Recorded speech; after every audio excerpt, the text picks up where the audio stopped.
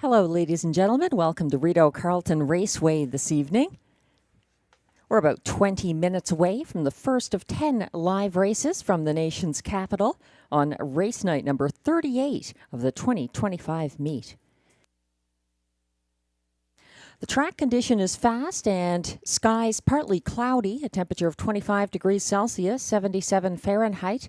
Winds are from the northeast at 8 kilometers an hour or 5 miles per hour. Humidity is at 64%.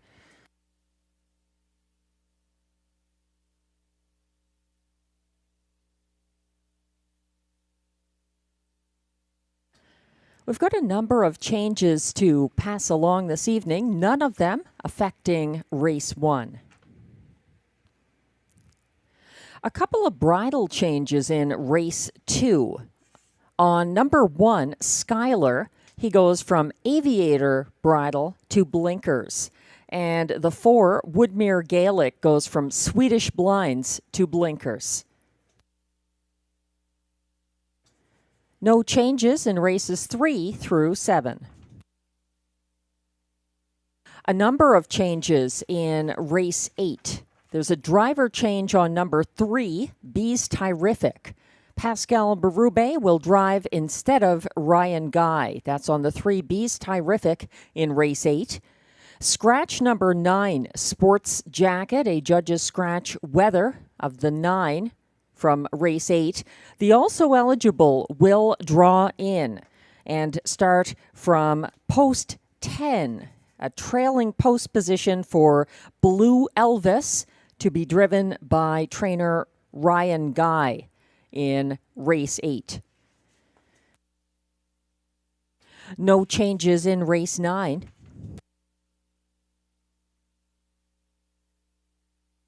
And one last equipment change in race 10. On the 5, Never Mind, he goes open to blind bridle. That's your changes for this evening's card.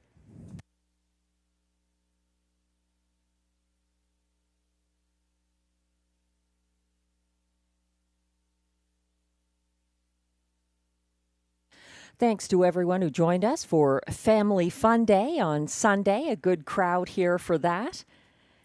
Enjoying all the free events and the live racing as well. There were some giveaways of passes for the Capital Fair on Family Fun Night. The Capital Fair has been operating since 1975. This is the 50th anniversary year. It's going to be at the corner of Albion Road and Rideau Road this year, so a new location, and the Capital Fair runs from August 15th through 24th. Check out all the attractions online, capitalfair.ca. Speaking of attractions, we have one of them this evening. It's a carryover for our Pick 5. That was not hit on Sunday evening, so we're back with a Pick 5 carryover of $3,134. That's in the Pick 5, beginning in race 6.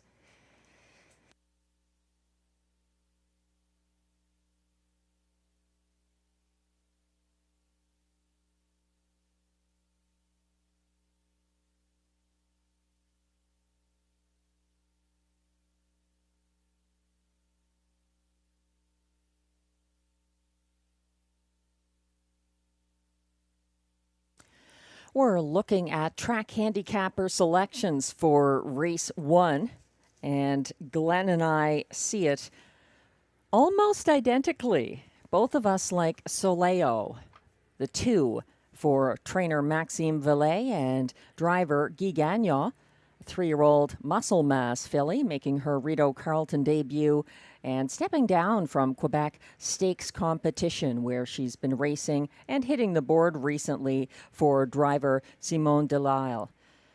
Both Glenn and I like the 6 in the place spot. That's Vincent Riom's Royal Mass, the 4-year-old muscle mass gelding, racing for his regular driver Pascal Berube.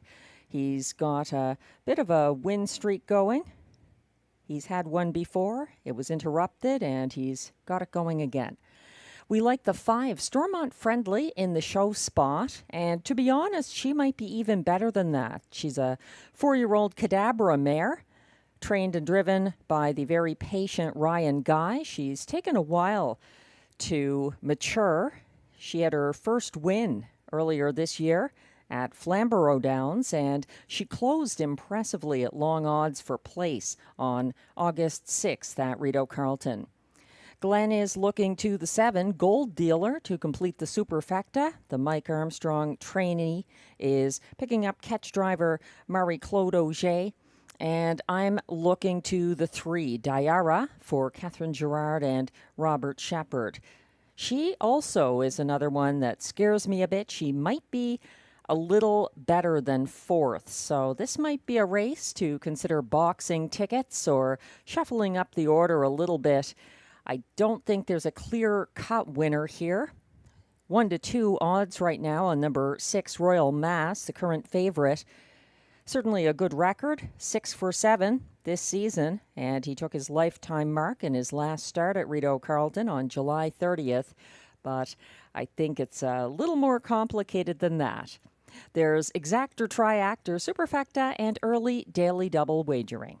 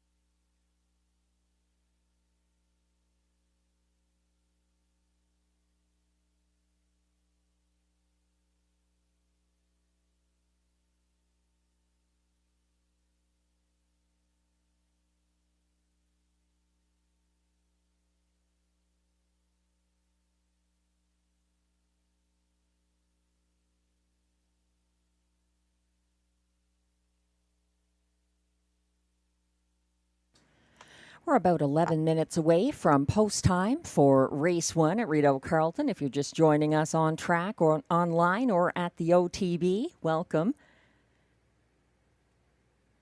No changes in race 1.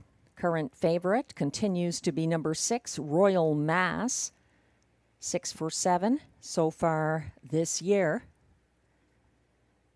And he's got his regular driver aboard, Pascal Berube. Glenn and I like the 2, Soleo, who picks up driver Guy Gagnon for trainer Maxime Vellet. This one is a maiden 3-year-old muscle mass filly, but hasn't missed the board this year. So a good record and seems to be getting better. And she's dropping in from Quebec Stakes Company as well. The horses that have beaten her lately are not in this field. Mish Charm, Greenleaf, Kinder Kahina.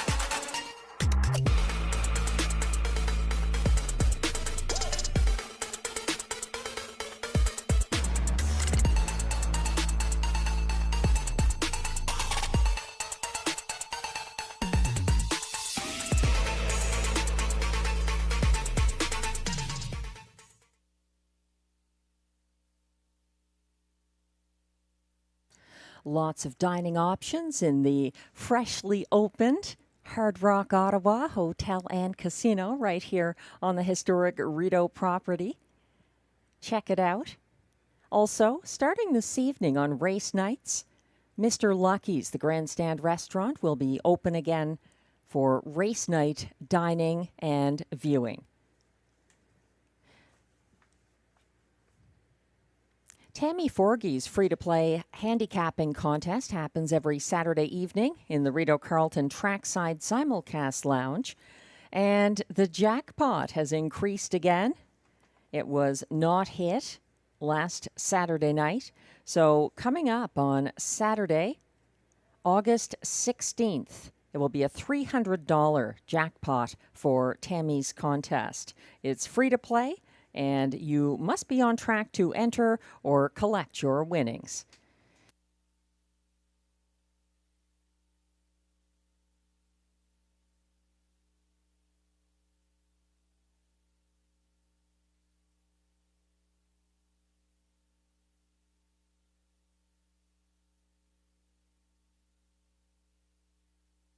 We're 7 minutes away from upcoming race 1. Just a bit about some of the horses in the race.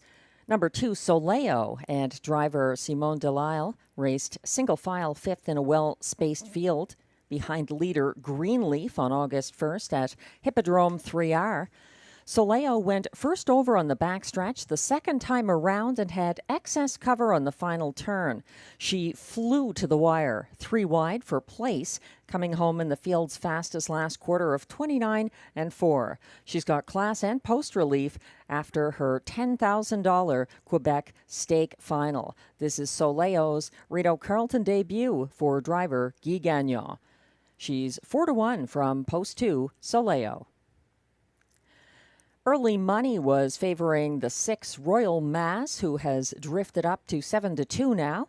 Royal Mass is stepping up in class following his July 30th Rideau victory. He wired for Pascal Berube in all 4 career starts together, but needed the wire in the latest. That's number 6, Royal Mass. Then there's the 5, Stormont Friendly, overlooked at 20-1. She and Ryan Guy returned to the post and classification of last Wednesday's place finish at odds of 45-1. Stormont Friendly cleared the pace-setting Gold Dealer at the quarter and subsequently got overtaken by that rival and the winner, Chick Chalk Rose, in front of the grandstand. Stormont Friendly was caught inside of the first over Flash Me Some Green near 3/4 and had a late move up the inside path. Another contender, currently sitting at 13-1, which surprises me, is the 3, Diara, who broke her maiden from off the pace at Rideau Carleton on May 28th for Current Connections, Robert Shepard and trainer Catherine Girard. Diara is up in class after her July 30th start for a different driver, in which she was single file fifth throughout the mile and lost ground late. She does get post relief, though, and she's up in class. That's the 3, Diara.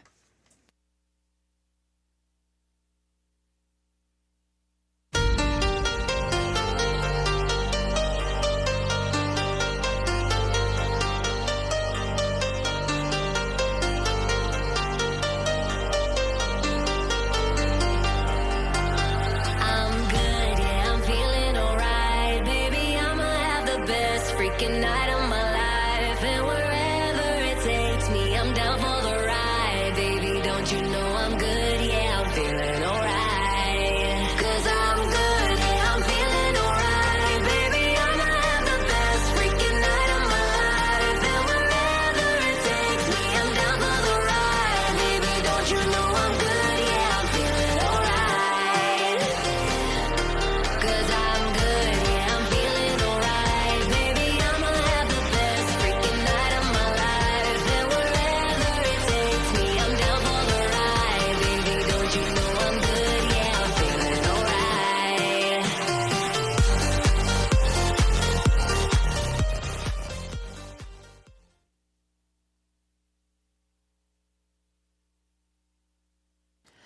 about 3 minutes away from post time for race 1 this evening at Rideau Carleton. It's the first of 10 live races. No changes in race 1. And for those playing the early daily double, the only change in race 2 is a bridle change. Make that 2 bridle changes in race 2. Number 1, Skylar, in race 2, goes from Aviator bridle to Blinkers. And the 4, Woodmere Gaelic, is going from Swedish Blind to Blinkers. That's in race 2.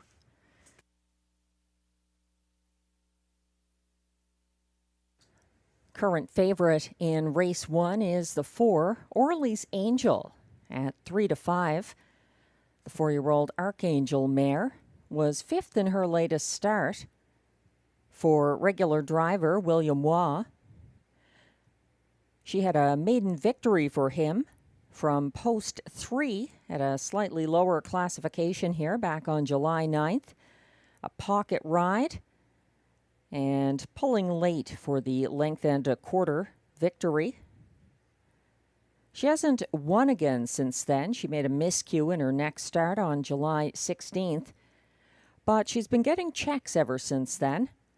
So it makes sense to include her, the 4, Orly's Angel. She's not in the ticket for Glenn or myself, but we've been fooled before. So the current favorite, 3-5 on number 4, Orly's Angel.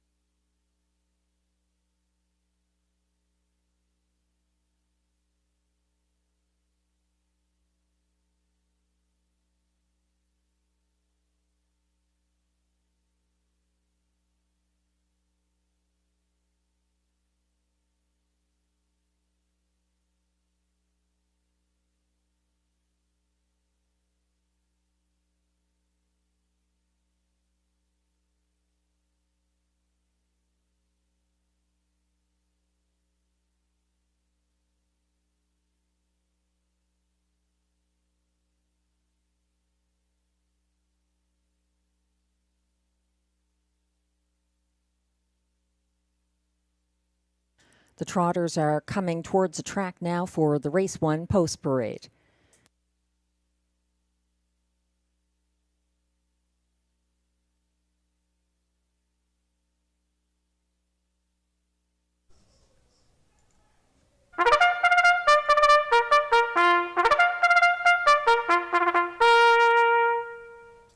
Here come the race 1 trotters, non-winners of $15,000 or 2 races lifetime, with allowances for fillies and mares. And those who are non-winners of $6,000 or a race lifetime draw inside. The purse is $6,600.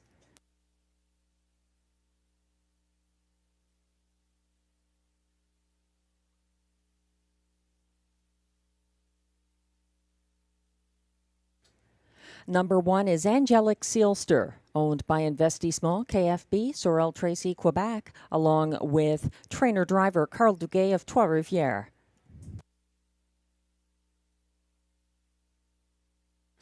Two is the current 3-5 favorite, Soleo, owned by Écurie Provocante of Mirabel, Quebec, trained by Maxime Vellet, driven by Guy Gagnon.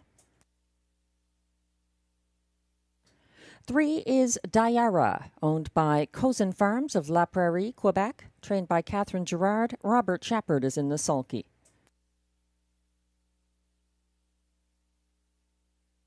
4 is Orly's Angel, owned by Orlando Stables Incorporated, La Salle, Quebec, trained by Jean Beauregard and driven by William Waugh. 5 is Stormont Friendly, owned by Eric Baker, Long Sault, Ontario, trained and driven by Ryan Guy. 6 is Royal Mass, owned by Marc Camarond with Claude Thibault and trainer Vincent Riom, all of Quebec. Pascal Berube drives. And completing this field from post 7, Gold Dealer, owned by Wade and Philippe Toussignan of Cardinal, Ontario, trained by Mike Armstrong. Marie-Claude Auger gets the drive. That's your field of 7 trotters for upcoming Race 1. No changes in Race 1. There's Exactor, Triactor, Superfecta, and Early Daily Double wagering available. We're getting a closer look at the current 3 to 5 favorite, number 2, Soleo. This is her Rideau Carleton debut and also her debut for catch driver Guy Gagnon. This filly was single file 5th in a well-spaced field, following the pace-setting Greenleaf at Hippodrome 3R on August 1st. She came first over on the backstretch the second time around that half-mile track and picked up excess cover on the final turn, but she was just flying 3 wide late for place. Coming home in the field's fastest closing quarter of 29-4. That's a 2, Soleo.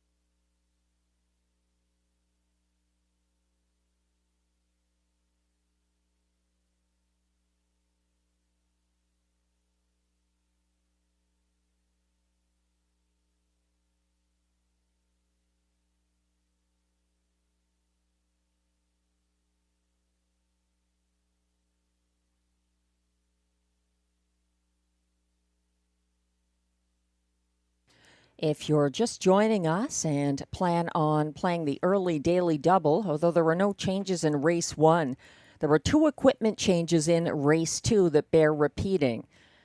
1, Skylar in race 2 goes from aviator bridle to blinkers, and 4, Woodmere Gaelic goes from Swedish blind to blinkers. That's in race 2, second leg of the early daily double.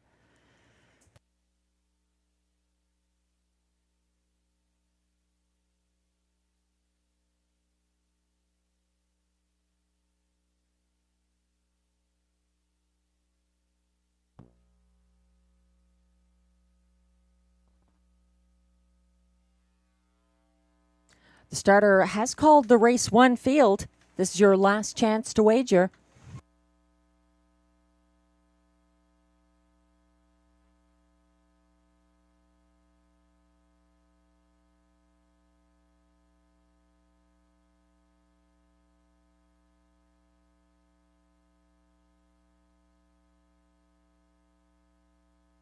The trotters are lining up now for race 1. 1 is Angelic Sealster, Carl Duguay. 2, Soleo, Guy Gagnon, the current 1 to 5 favorite. 3 is Diara for Robert Shepard. 4, Orly's Angel, William Waugh. 5, Stormont Friendly, Ryan Guy. 6, Royal Mass, Pascal Berube. And 7 is Gold Dealer for Marie-Claude Auger. They're on the turn behind the gate.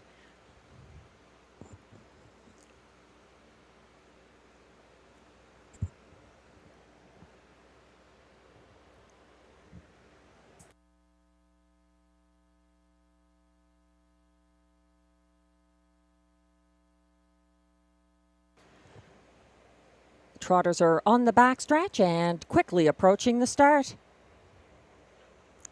They're off and trotting, dropping back on the inside. Angelic Sealster moving on from the outside. Royal Mass wants early command. Also moving out between horses. Orly's Angel getting involved. She is caught first over in third, though, as Soleo advances up into second, about 3 lengths behind the leader. That's Royal Mass leading the way for Pascal Berube to the opening quarter. Following from fourth, that's Stormont Friendly, 28-1 the opening panel, and Royal Mass is up front with a good 3-length lead over next closest Soleo. Following from third, Orly's Angel, tight up in fourth, Stormont Friendly. It's another 3 lengths back to fifth. That's Diara in sixth, Gold Dealer, trailing the field, Angelic Sealster.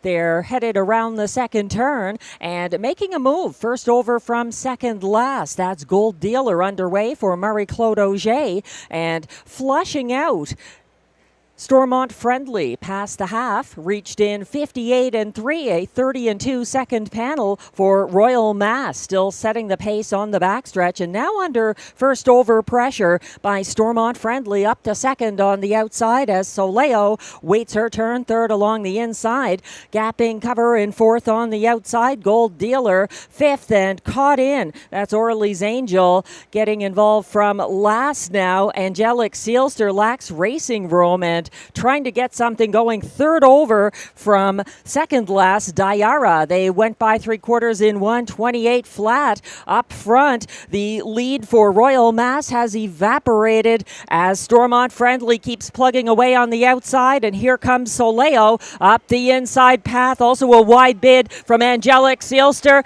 It's going to be Soleo getting the maiden victory over Angelic Sealster. Stormont Friendly, Royal Mass was fourth, 1:58 and 3.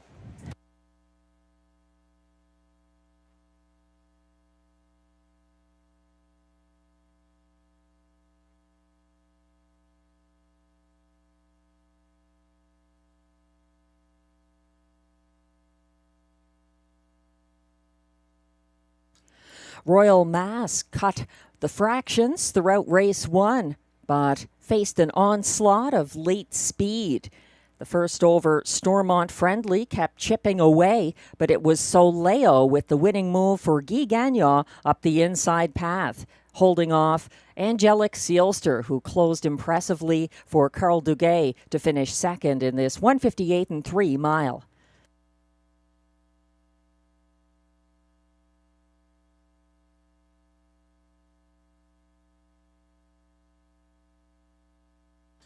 The unofficial top four finishers are now posted for race one, going off as 1-9 favorite.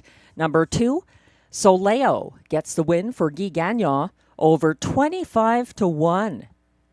Angelic Sealster, who was second from the rail, finishing third. Number 5, Stormont Friendly, and completing the superfecta, number 6, Royal Mass. 2-1-5-6, the unofficial top four for race one. Please hold all tickets.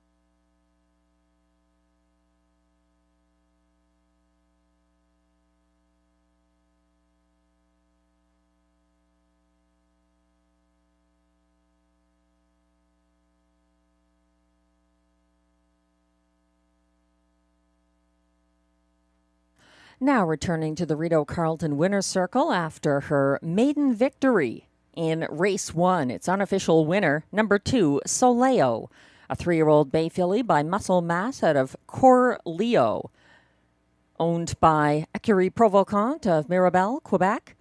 Also her breeder, trained by Maxime Vellet and driven to victory by Guy Gagnon. 1:58 and 3 is a lifetime mark. That's the first career victory for Soleo. Congratulations.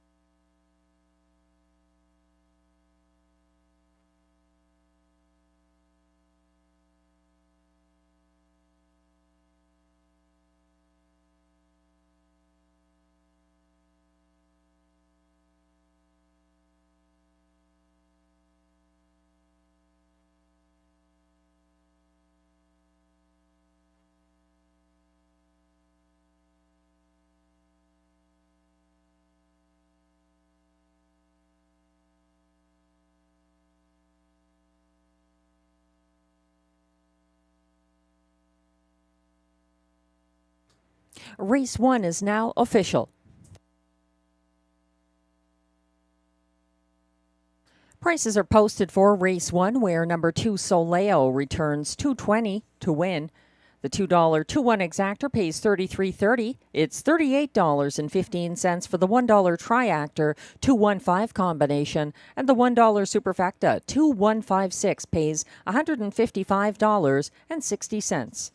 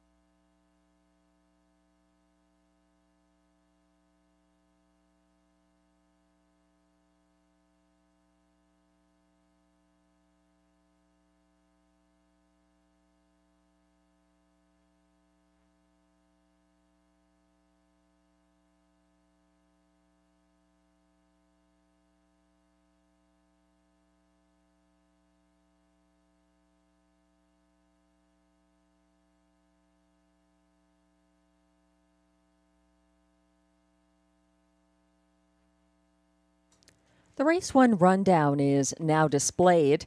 Number 1, Angelic Sealster, was second. 1-9 favorite. Number 2, Soleo, got a maiden victory for Guy Gagnon. 3, Diara, was 7th. 4, Orly's Angel, 5th. 5, Stormont Friendly, was 3rd. 6, Royal Mass, 4th. And 7, Gold Dealer, 6th. From the top down, your program should read 2-1-7-5-3-4-6.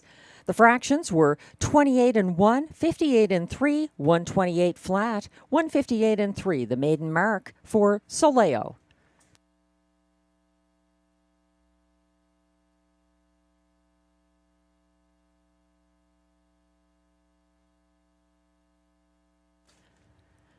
We're turning the page now and taking a look at Race 2 on the pace with exactor, triactor, superfecta, and early pick 4 wagering.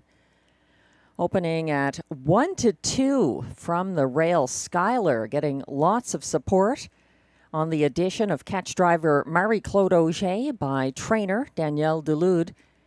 Schuyler's one of 3 that I'm using here. This is a tough race to choose because we've got a couple of equipment changes, bridle changes on the 1, Schuyler, and the 4, Woodmere Gaelic, and some horses moving down the class ladder here.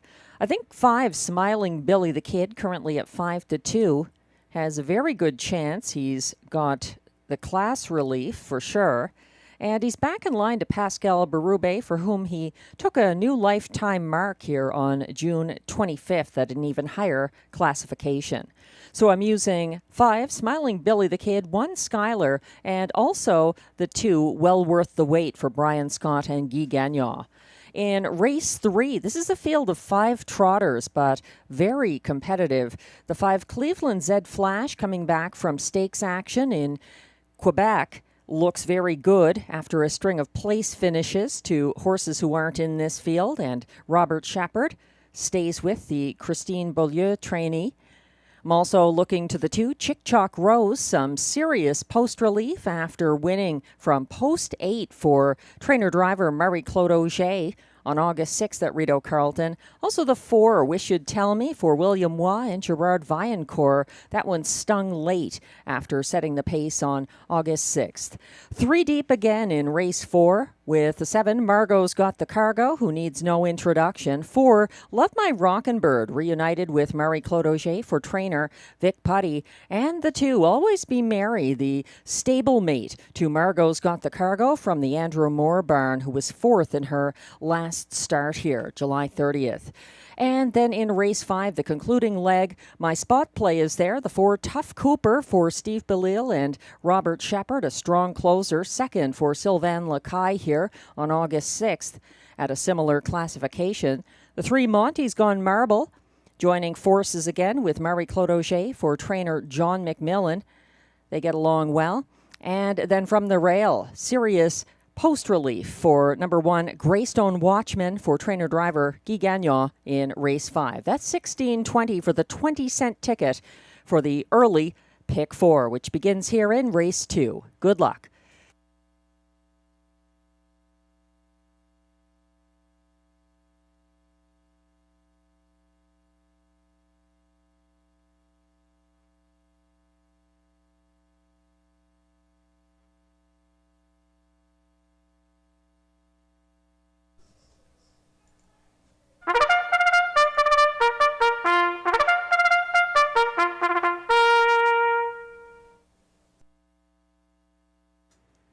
Here comes the post parade for race 2. These pacers are non-winners of $2,250 in their last 5 starts. Also eligible non-winners of $675 per start in their last 10 or in 2025. The purse is $7,000.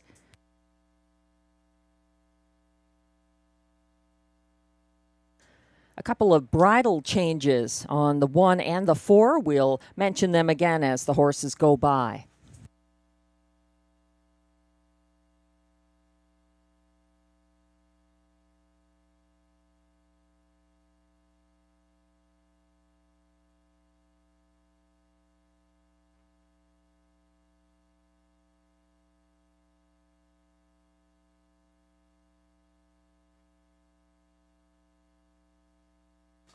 Number 1 is the current 3-5 favorite, Skylar. Owned and trained by Danielle Dulude of Saint Martin, Quebec, who shares ownership with Silvio Rivari of Saint-Lazare, Quebec. Marie-Claude Auger drives. And note the bridle change on Skylar from Aviator to Blinkers. 2 is Well Worth the Wait, owned by Catherine and Lauren Scott of Brinston, Ontario. Trained by Brian Scott, Guy Gagnon picks up the drive. 3 is 88 Fingers Louie, co-owned by trainer-driver Ryan Guy with Sharon Christie, also of South Mountain, Ontario. 4 is Woodmere Gaelic, owned by Antonio DeMario and Antonio Belfiore of Sudbury with Melanie Leach of Kemptville, Ontario. Trained by Steve Bellil, William Waugh drives. There's a bridle change on Woodmere Gaelic. He goes from Swedish Blind to Blinkers. 5 is Smiling Billy the Kid, owned and trained by Benoit Hébert of Papineauville, Quebec. Pascal Berube drives. And completing this field from post 6, Sports Activator, owned by Lee Cullen of Ottawa with Lloyd Howley of Cars, Ontario, trained by Mike Armstrong. Robert Shepard drives. That's a field of 6 pacers for upcoming Race 2, Exactor, Triactor, Superfecta, and Pick 4 wagering.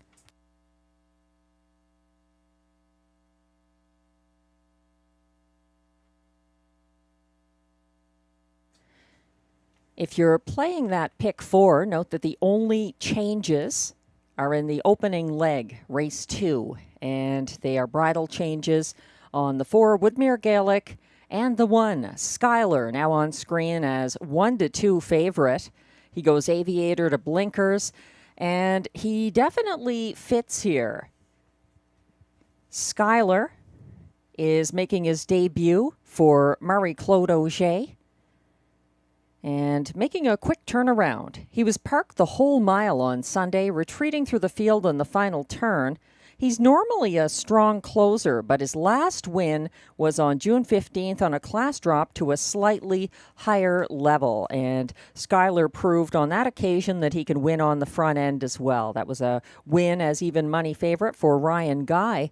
And now with the driver change, going from his trainer in the bike to our number 3 current catch driver at Rideau Carleton, Marie-Claude Auger.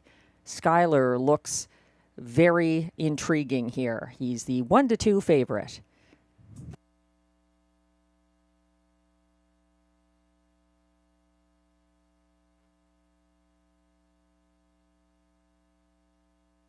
Glenn Pearson went with number 6 Sports Activator on top of his ticket. He likes the 5, Smiling Billy the Kid in the place spot, then the 4, Woodmere Gaelic third, and completes his superfecta with number 3, 88 Fingers Louie.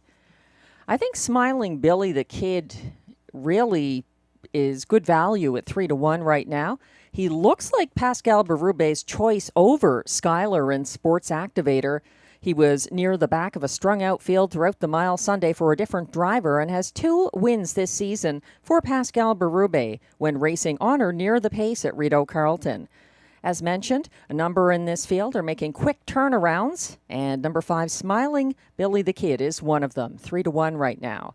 I like Skyler second in my ticket. Might want to box that one. Be sure to check out the exactor probables to get an idea of your possible payouts. And the 2, well worth the wait. 10-1 seems generous. He looks like Guy Gagnon's choice over Woodmere Gaelic here. Well worth the wait was caught wide, third from last on the first turn Sunday, and was gaining ground third over from 6th past the grandstand, following the cover of Skyler and the first over winner, Southwind Sambuca. He got caught inside a persistent boy behind a tiring Skyler. That's the 2, well worth the wait. The wait is over now. The starter has called the field for race 2. This is your final opportunity to play the early pick 4 at Rideau Carleton.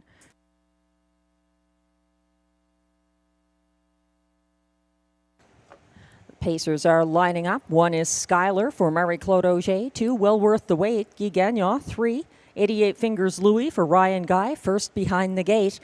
4, Woodmere Gaelic, William Waugh. 5, Smiling Billy the Kid, Pascal Berrube.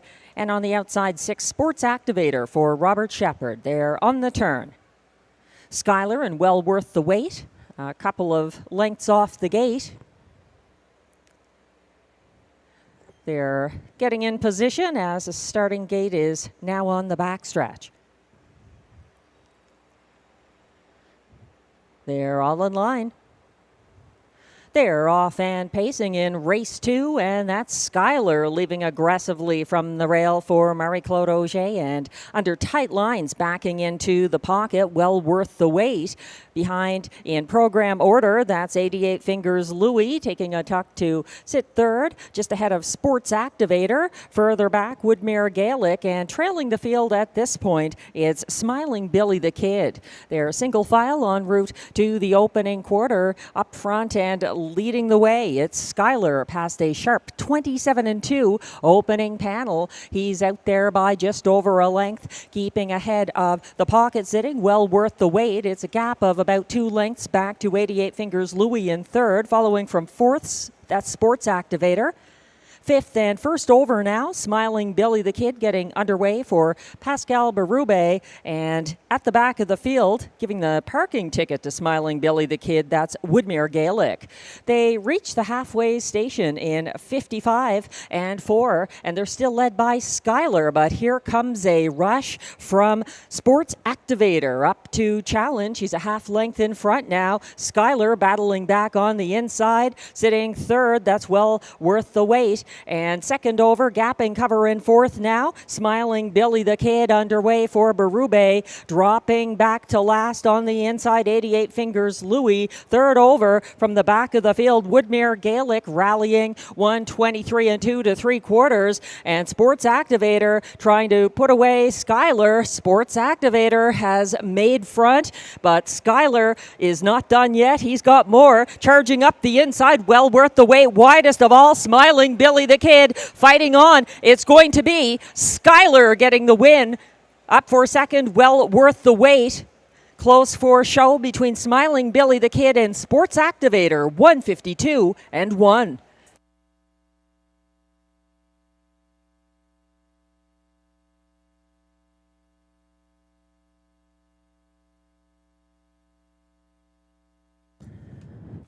What an effort by Skylar in his debut for Marie-Claude Auger.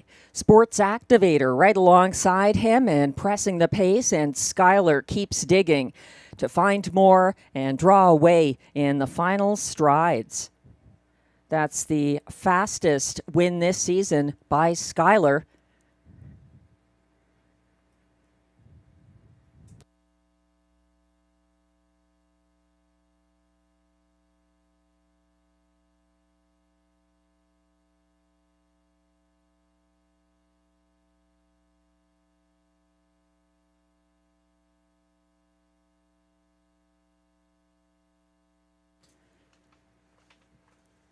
Race 2 unofficial results are now posted.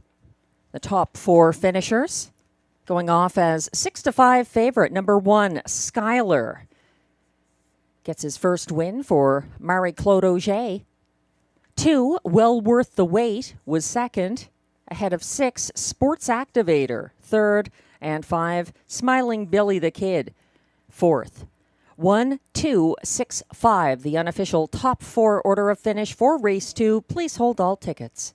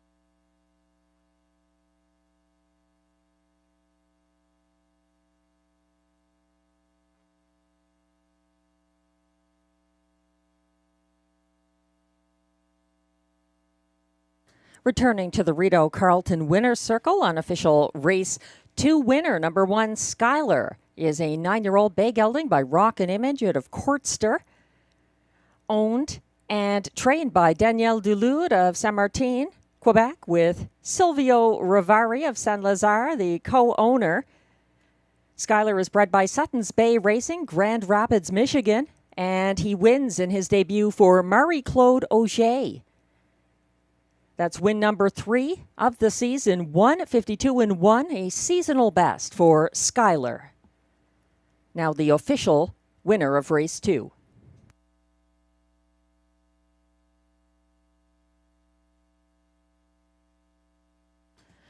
Prices are posted for race 2, where number 1, Skylar, pays $4.70 to win. The $2 1-2 exactor pays $17.60.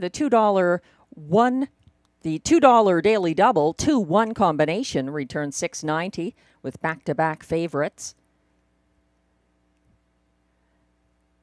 The $1 triactor 1-2-6 combination pays $23.50 and is $37.20 for the $1 superfecta 1-2-6-5 combination.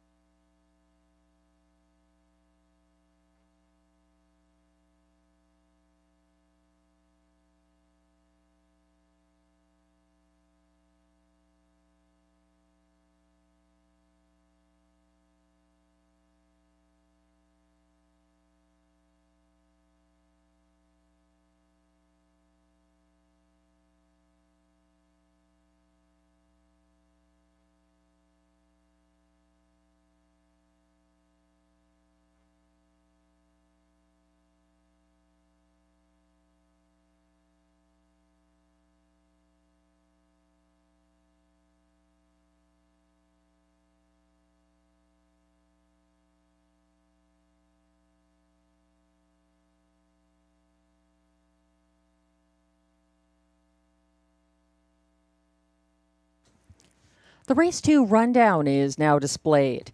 Number 1, Skylar, the race winner and 6-5 favorite for driver Marie-Claude Auger. 2, Well Worth the Wait, closed for place. 3, 88 Fingers Louie, back down to 6th. 4, Woodmere Gaelic was 5th. 5, Smiling Billy the Kid was edged out for show, finishing 4th behind number 6, Sports Activator, who was 3rd. From the top down, your program should read 1, 2, 6, 5, 4, 3. The fractions 27 and 2, 55 and 4, 123 and 2, 152 and 1. A seasonal best for Skylar.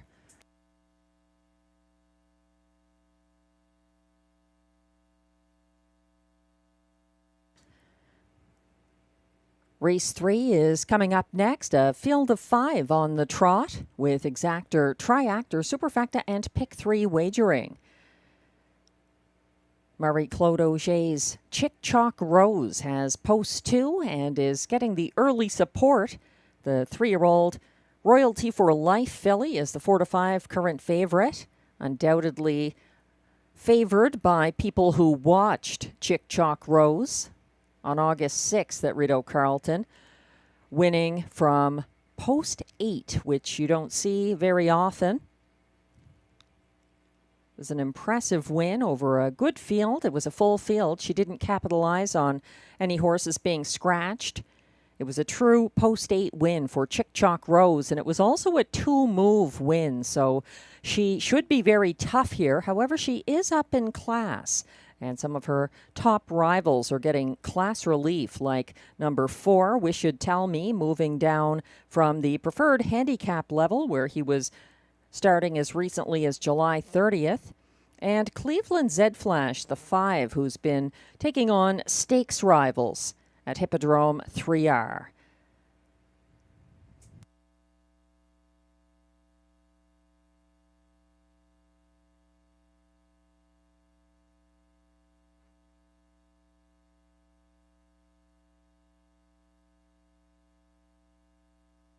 As we await the Race 3 post-parade, just a reminder, Sunday, August 24th.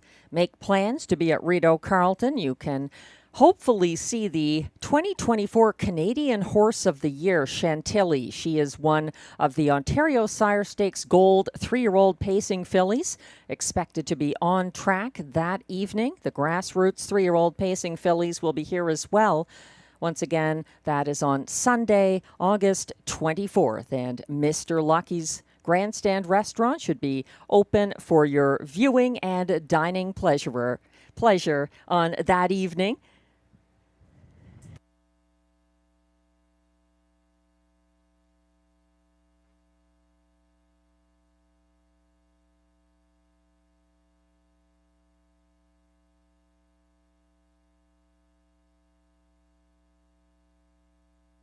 Trotters are on track now for the Race 3 post-parade.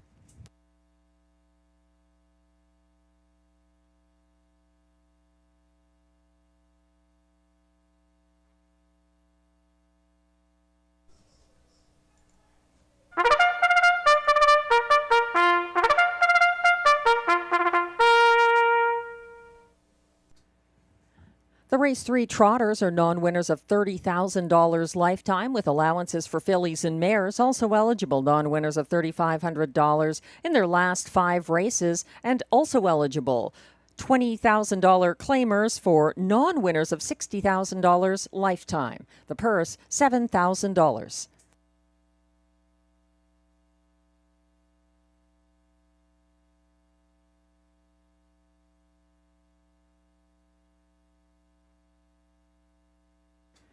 Number 1 is Flash Me Some Green, owned by trainer Benoit Hébert, along with Léa Rose Laverne of Papineauville, Quebec. Pascal Berube drives.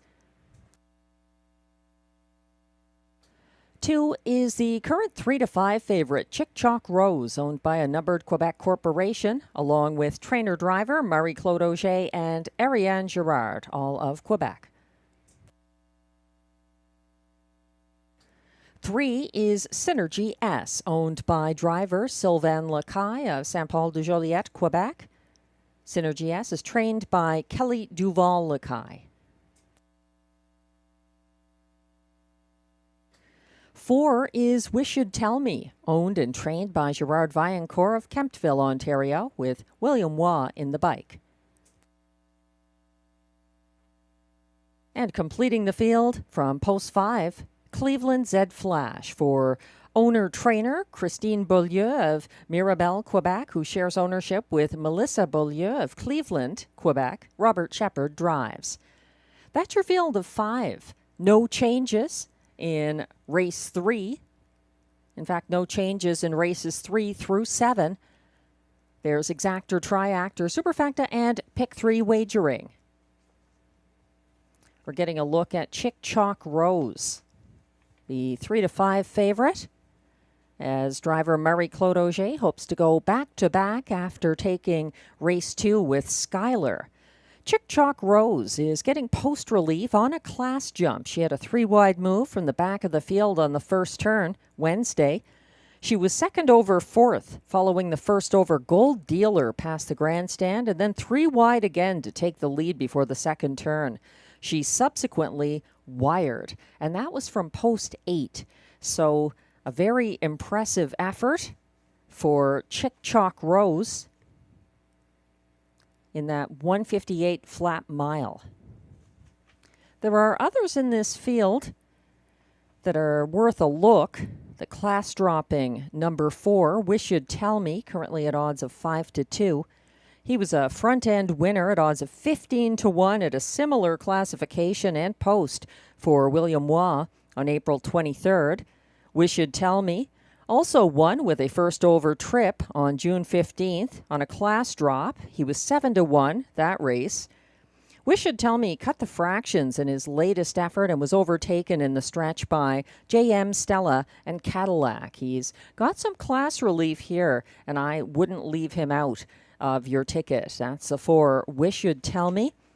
And Glenn Pearson likes him as well. Wish You'd Tell Me is his third choice here. He's going with the 5, Cleveland Z Flash on top. The 2, Chick Chalk Rose in the place spot. Then the 4, Wish You'd Tell Me. And then 1, Flash Me Some Green for the superfecta.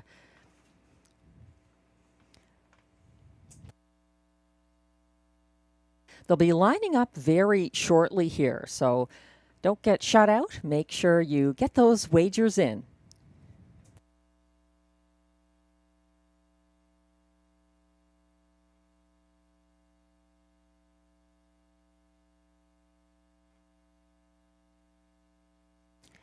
The starter has called the race 3 trotters.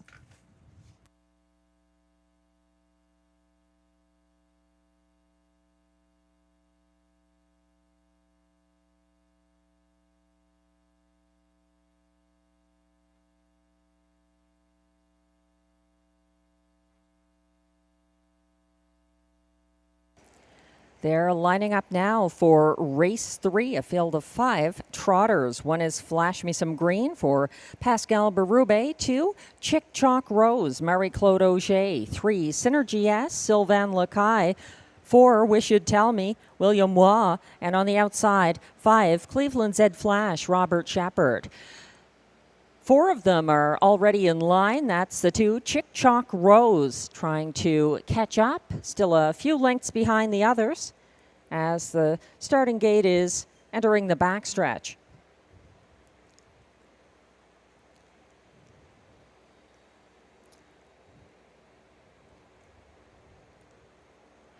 They're off and trotting, sticking ahead in front. Wish You'd Tell Me, leaving from mid-pack for William Waugh and fighting on to his inside to get position early. That's Synergy S going to settle into the pocket ahead of Flash Me Some Green. And following now from 4th, Chick Chalk Rose, just ahead of the trailer, Cleveland Z Flash en route to the opening quarter up front and doing the early leg work. That's Wish Wish You'd Tell Me to a 27-3 first panel, and he's shadowed by Synergy S. Closer from third, Flash Me Some Green. Then it's Chick Chalk Rose, and at the back of the compact field, Cleveland Zed Flash. No one moving a muscle yet.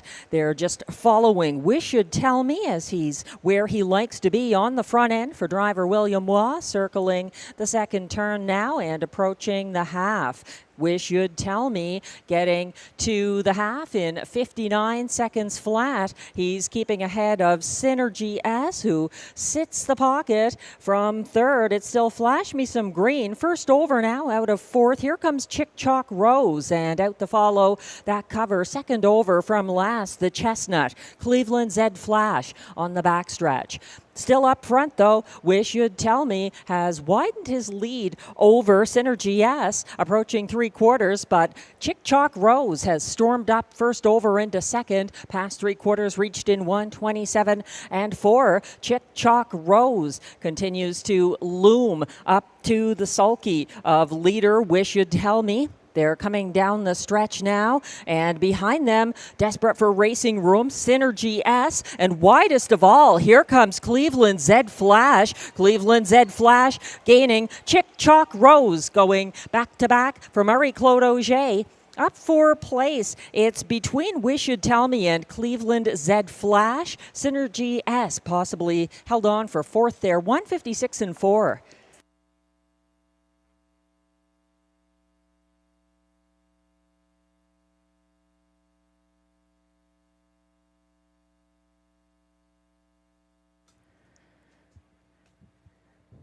It was a 5-horse race where there was really no horse who was not a contender here.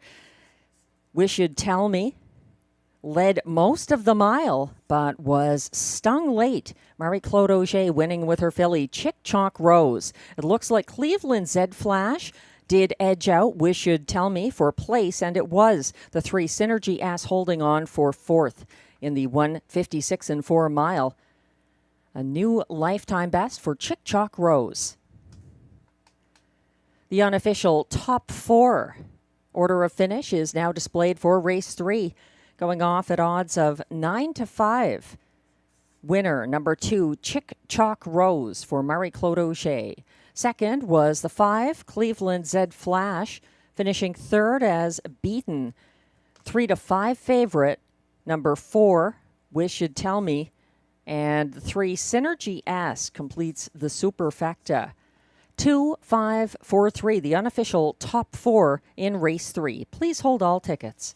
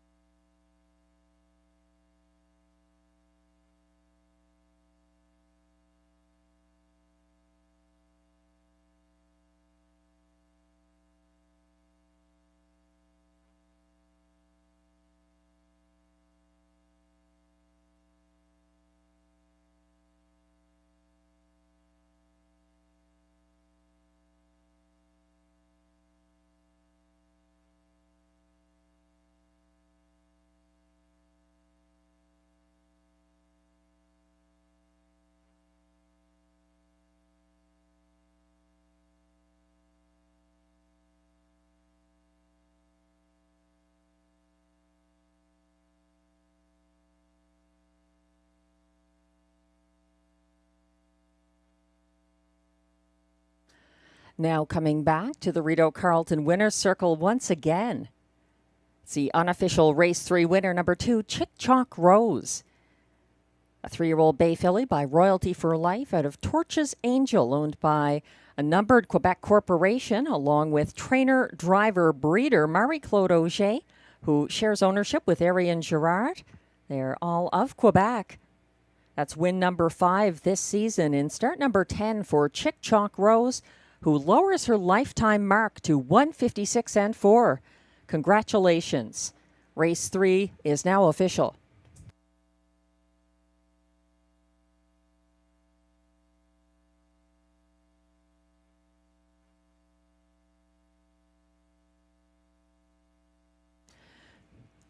Prices are posted for race 3. Number 2, Chick Chalk Rose returns $5.80 to win.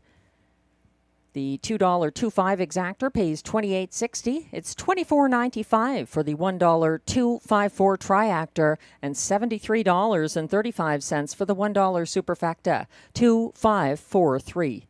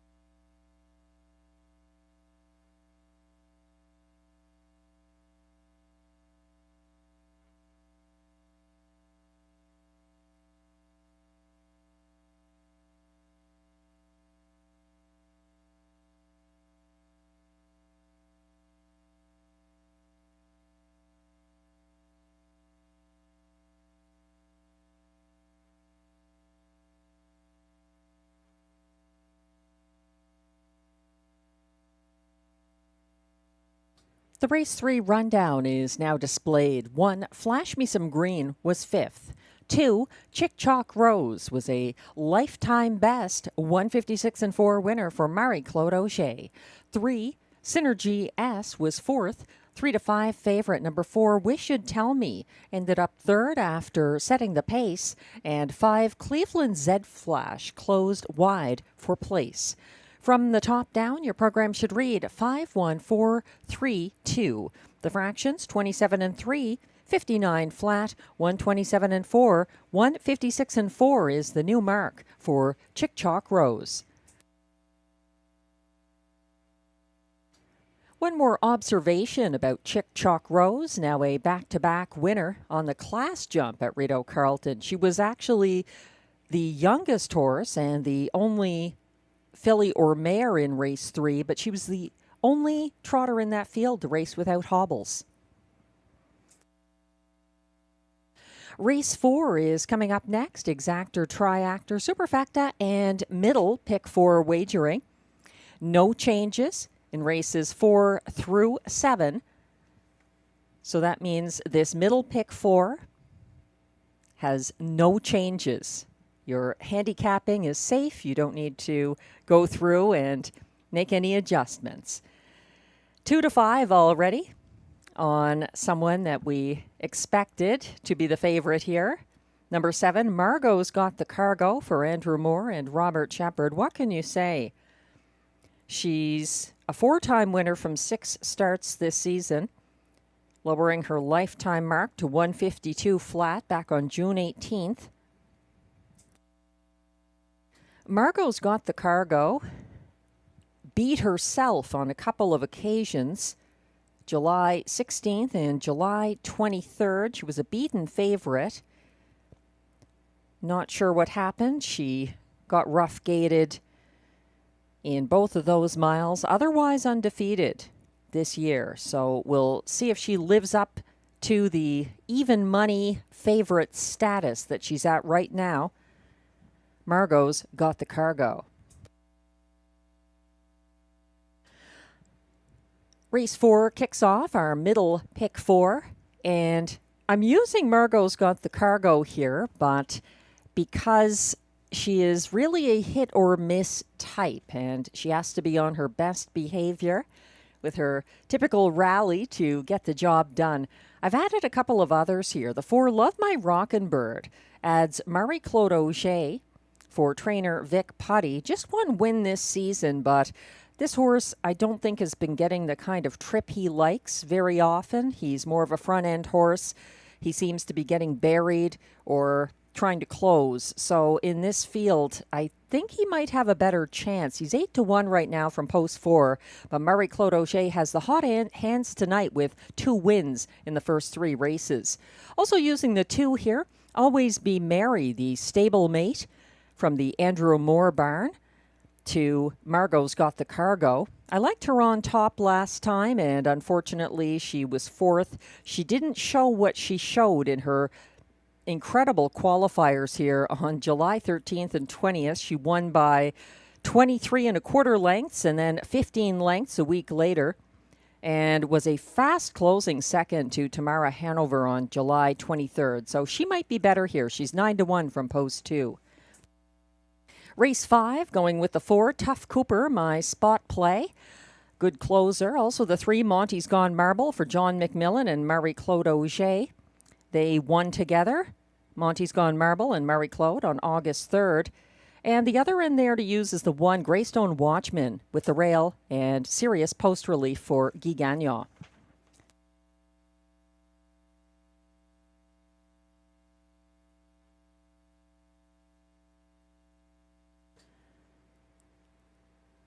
In race 6, going with the 4-3-2 and ending it with the 1-2 in race 7. That's a $10.80 ticket for my middle pick 4. It begins here in race 4. The horses are coming towards the track now for the post parade.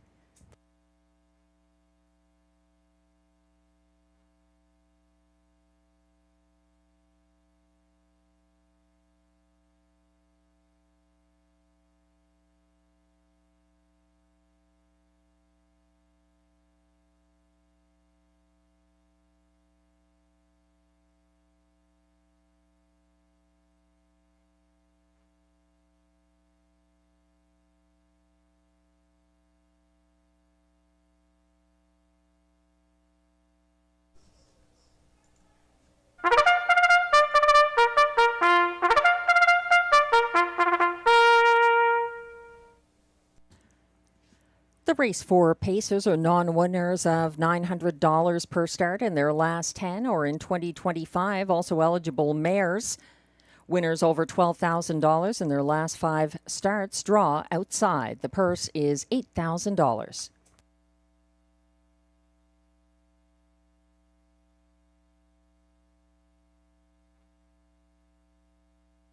One is Fox Hunt, owned by Jamie and trainer Jacob Copley of Kenmore, Ontario, who share ownership with James Copley of Inverness, Nova Scotia. Guy Gagnon drives. 2 is Always Be Merry, owned by trainer Andrew Moore of Osgood, Ontario, with Tommy Godfrey of Charlottetown, PEI. Ryan Guy is in the bike. 3 is Bayfield Beach, owned by Gordon MacDonald of Ontario, with Christopher Boland of Newfoundland, Halmac Farms Limited, Prince Edward Island, and Limco Incorporated of Quebec. Vic Putty trains, Pascal Berube drives. 4 is Love My Rockin' Bird, owned by Limco Incorporated, Chateauguay, Quebec. Vic Putty trains, Marie-Claude Auger tries for a 3rd straight driving win. 5 is Tamara Hanover, owned by Jamie Copley and Kimberly Eaton of Ontario, with the Max Webster stable of Nova Scotia. Mandy Archer trains, Sylvain Lacaille drives. 6 is Horizon Sealster, owned by Julia Ferguson, Lloyd Stone, Coral Bailey, and Sean Vino, all of Ontario. Ted McDonald trains, William Waugh drives.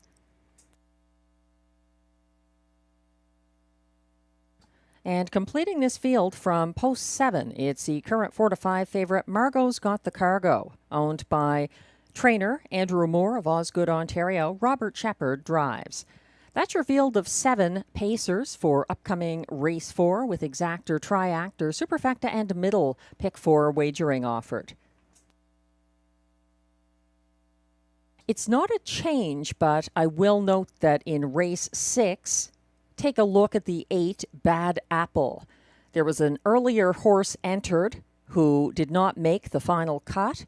So in this field of 8 in race 6, number 8, Bad Apple, will start from the second tier, not the outside post. That's in race 6, part of the pick 4 that begins here in race 4. We're looking at Margot's Got the Cargo right now. She's the even money favorite. She's got public support. She started from post 6 after the scratch of My Midnight Lover on July 30th. She was a winning 1-2 favorite who got away last by open lengths.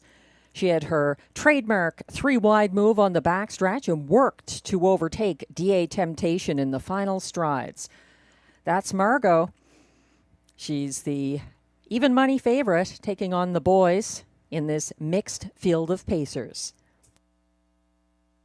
Number 4, Love My Rockin' Bird, is 13-1. And looks like Murray Clodogé's possible choice over Tamara Hanover and Bayfield Beach.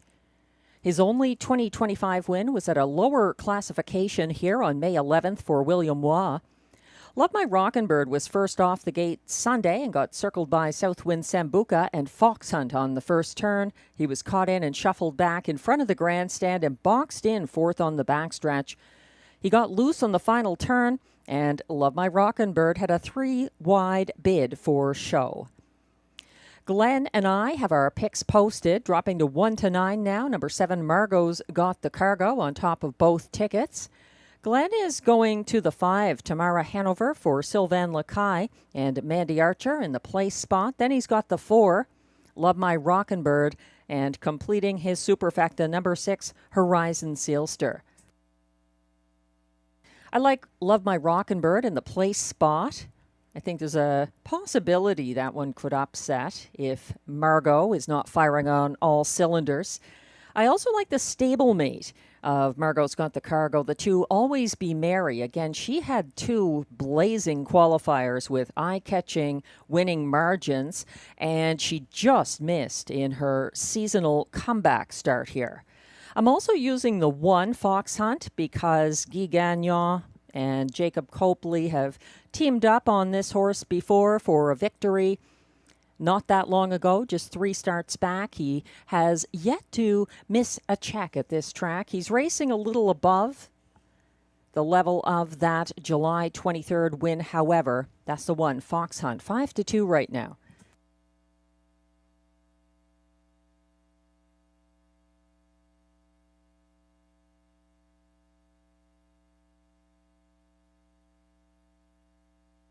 The starter has called the race 4 pacers.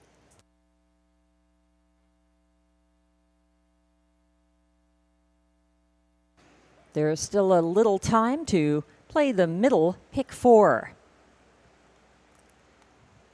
They're lining up in front of the grandstand, led by 1, Fox Hunt for Guy Gagnon. 2 is Always Be Merry, Ryan Guy. 3, Bayfield Beach, Pascal Berube. 4, Love My Rockin' Bird, Murray Clodogé. 5, Tamara Hanover, Sylvain Lacaille. 6, Horizon Sealster, William Waugh. And gapping slightly from post 7, Margot's Got the Cargo and Robert Shepard. They're on the turn, headed onto the backstretch. Margot's Got the Cargo catching up to the others.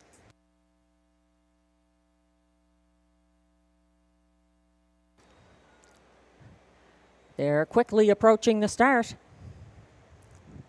And they're off. Horizon Sealster and Margot's Got the Cargo dropped to last and second last. That's Fox Hunt and Guy Gagnon making front first of all. Always Be Merry going to take back to sit second.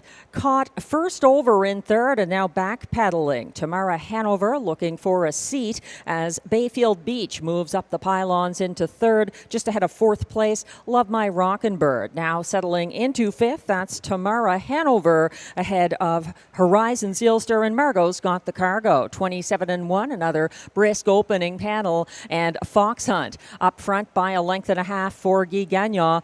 Sitting the pocket, Always Be Merry from third, Bayfield Beach. Fourth, Love My Rockin' Bird. First over from fifth now. Margot's Got the Cargo is three wide, around a half in, half out. Horizon Sealster, who's second last and now second over to follow. Margot's Got the Cargo advancing to third by the halfway station, reached in 56-2 by the pace-setting Fox Hunt. Gapping at the back of the field and now off stride. That's Tamara Hanover.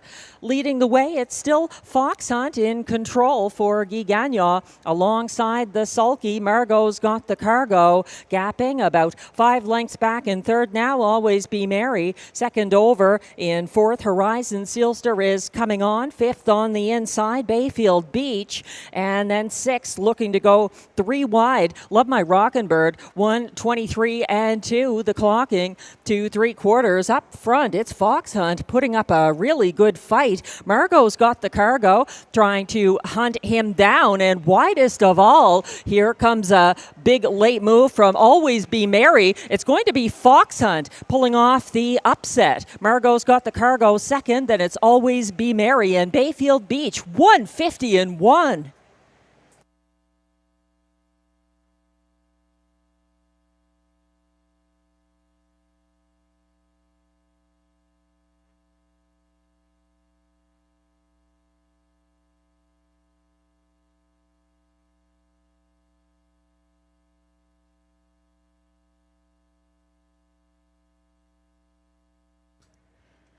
Fox Hunt was flawless on the front end. Margot's Got the Cargo got her chance, but couldn't wear down the pace setter. 150-1. A very impressive effort for Fox Hunt, the 6-year-old bay gelding, and that is a new track record for an aged pacing gelding at Rideau Carleton. Unofficial results are now posted for race 4. 9-5 odds. Number 1, Fox Hunt gets the win for Guy Gagnon, his second driving win of the card. Finishing second, beaten 3-5 favorite number 7, Margot's Got the Cargo. Third was the 2, Always Be Merry. Fourth, number 3, Bayfield Beach. 1-7-2-3. The unofficial top 4 in race 4. Please hold all tickets.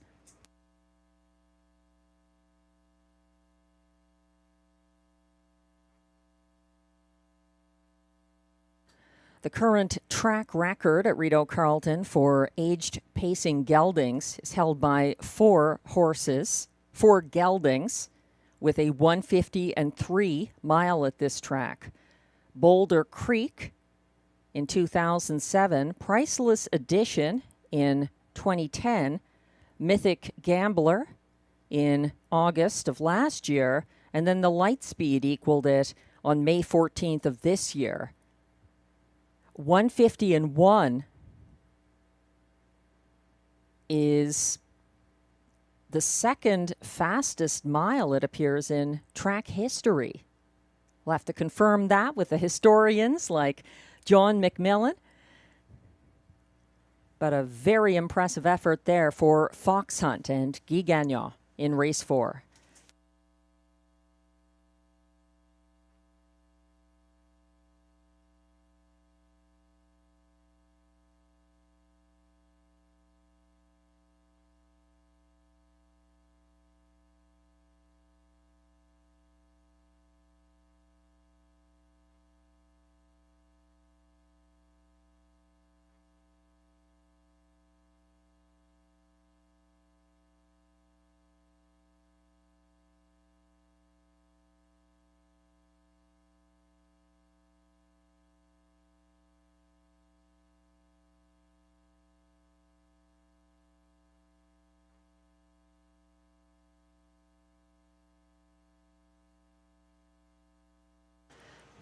Now back in the Rideau Carleton winner's circle. Unofficial, make that official, race 4 winner. Number 1, Fox Hunt, a 6-year-old bay gelding by Huntsville out of Wrangler Magic. Owned by trainer Jacob Copley with Jamie Copley, both of Kenmore, Ontario. They share ownership with James Copley of Inverness, Nova Scotia. Fox Hunt was bred by Crawford Farms LLC of Syracuse, New Jersey. Trained by Jacob Copley, Guy Gagnon's second driving win of the night. And that's a new lifetime mark for Fox Hunt, who deserves that pat from Jacob. And that is an aged gelding track record for Fox Hunt, 150-1. Congratulations.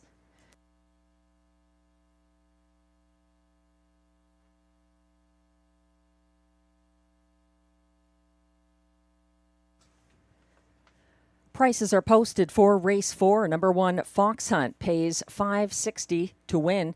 The $2.17 exactor pays $17.20. It's $26.40 for the $1 triactor, $1.72.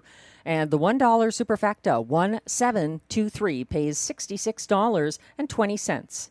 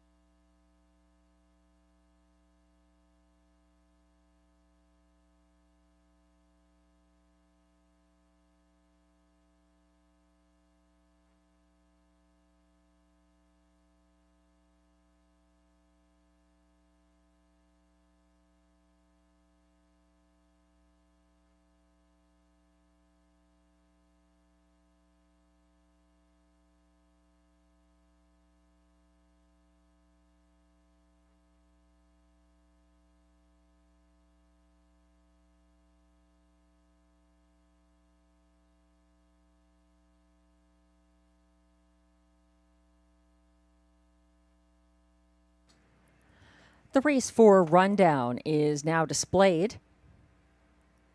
1, Fox Hunt, the race winner for Guy Gagnon. 2, Always Be Merry was third. 3, Bayfield Beach was fourth. 4, Love My Rockin' Bird finished fifth. 5, Tamara Hanover was seventh. 6, Horizon Sealster sixth. And number 7, Margot's Got the Cargo was second as beaten 3-5 favorite. From the top down, your program should read 1, 3, 4, 5, 7, 6, 2. The fractions were 27-1, 56-2, 123-2, 150-1. A new lifetime mark for Fox Hunt, and also a new track record at Rideau Carleton for the aged pacing geldings.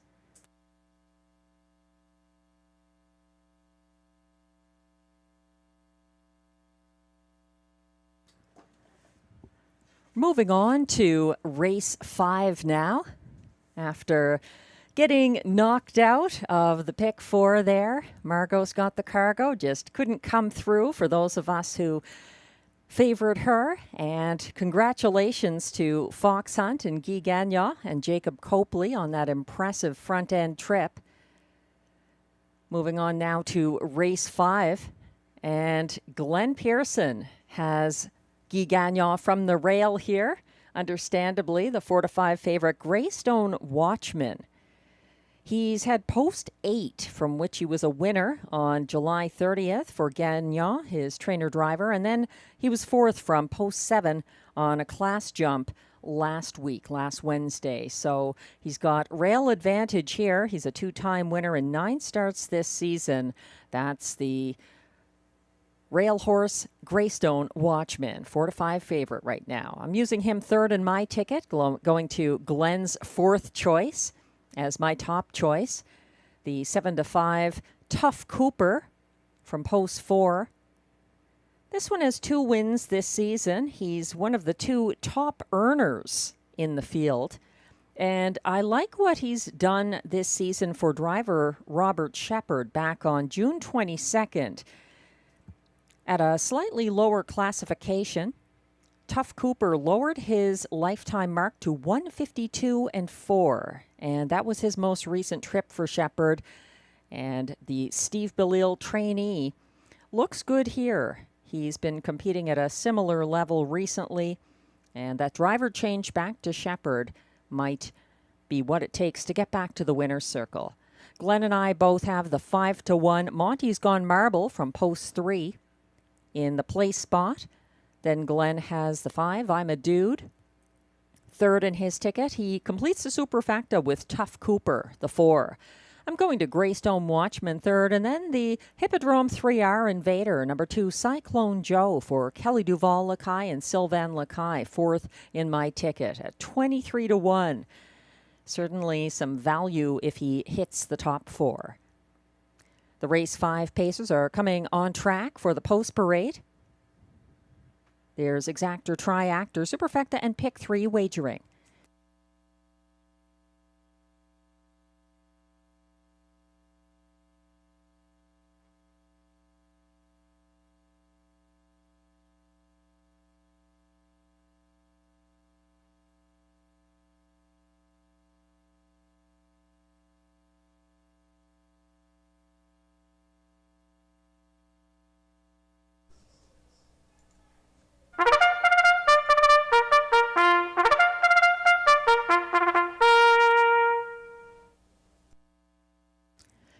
Here come the race 5 pacers, non-winners of $650 per start in their last 10 or in 2024-2025. The purse is $7,000.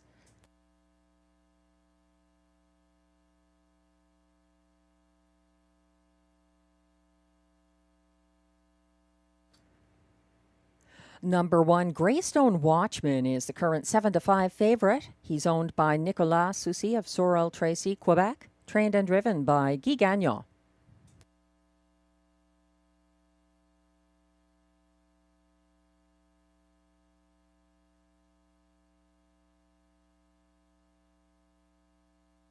Moving on to the 3 now, Monty's Gone Marble, owned by Jeff and April Murphy of Iroquois, Ontario. Trained by John McMillan, Marie-Claude Auger drives. Number 2 is Cyclone Joe, owned by driver Sylvain Lacaille of Saint-Paul-de-Joliette, Quebec. Kelly Duval Lacaille trains.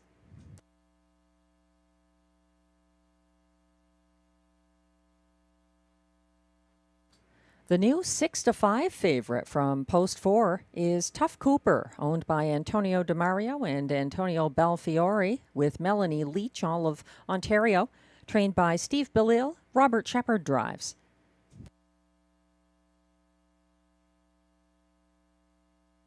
5 is I'm a Dude, owned by a numbered Quebec corporation of Gloucester, Ontario, trained and driven by Stéphane Pouliot.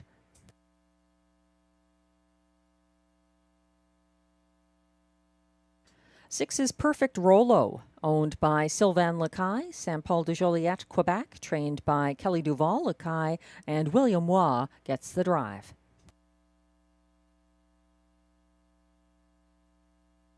7 is Surratt Hanover, owned and trained by Denis Maisonneuve of Gatineau, Quebec. Pascal Berube is in the bike. And here's number 8, Stardog, owned, trained, and driven by Ryan Guy of South Mountain, Ontario.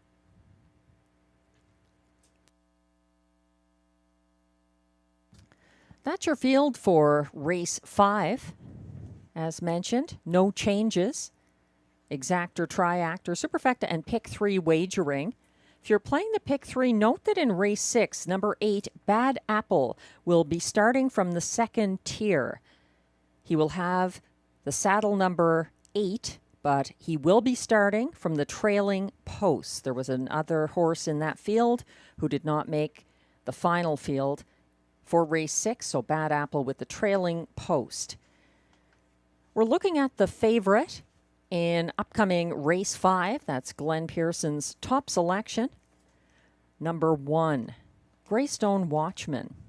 Getting massive post relief. He trailed on the opening turn, gapping cover in his most recent start. He was a beaten even money favorite. He backed down to the pylons in front of the grandstand and came first over on the second turn, gaining ground in his last mile.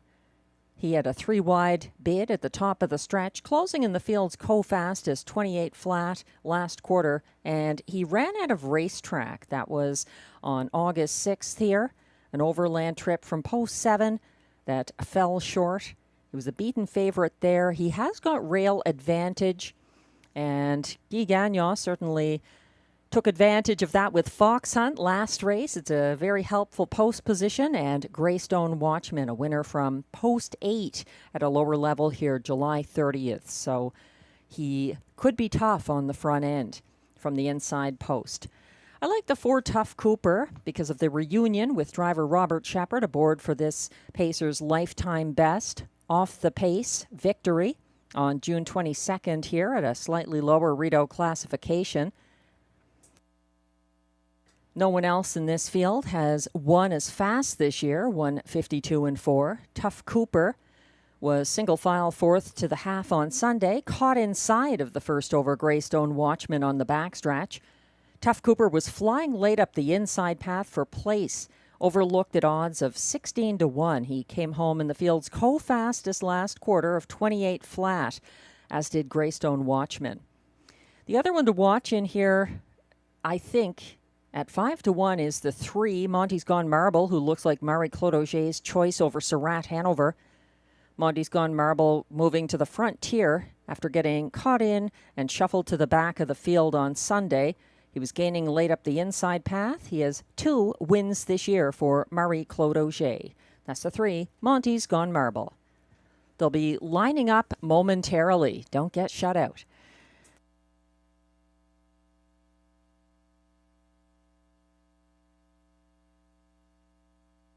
Starter has called the field for race 5.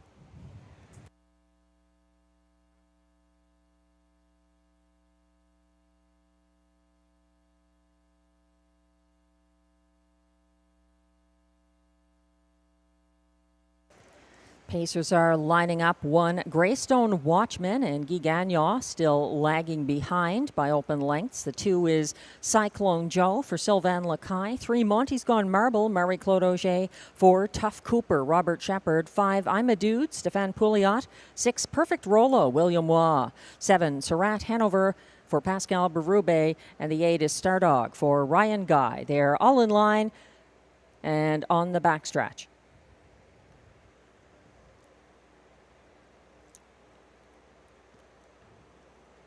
They're off and pacing and pushing the gate away. Monty's Gone Marble wants command for Marie-Claude Auger to his inside. That's Greystone Watchman advancing up the rail and under tight lines. Looks like he's stretching out Monty's Gone Marble, but maybe going to take the pocket, maybe. Second over in 4th early. That's Stardog outside of 4th place Cyclone Joe, a contested opening quarter, and working to make it to the front in 27-2. That's Monty's Gone Marble, only now landing on the lead, sitting second. Greystone Watchman parked first over from 3rd. Stardog 4th on the inside. Cyclone Joe 5th from second over now. I'm a Dude 6th along the pylons. Tough Cooper 2nd last. Perfect Rolo, and trailing the field Surratt Hanover. They head towards the half up front. That's Monty's Gone Marble getting there in 56-1, and he's under steady pressure from Stardog, parked out second. Third along the inside, Greystone Watchman is caught in. Second over from fourth, that's I'm a Dude. Fifth along the inside, nowhere to go for Cyclone Joe. Third over in sixth, Tough Cooper to his inside. Second last, that's Surat Hanover. Fourth over from the very last, Perfect Rolo. 4 in, 4 out to 3/4 in 125 flat. And trying to steal this on the front end, Monty's Gone Marble. A very tough Star Dog on his outside. A 3 wide late move from Tough Cooper as they turn for home. Up the inside, here comes Greystone Watchman on the outside. Charging late, Tough Cooper up the inside. Greystone Watchman going to get it. Tough Cooper tight for place against Cyclone Joe. It might have been Monty's Gone Marble holding on for fourth in this 1:54 and 2 mile.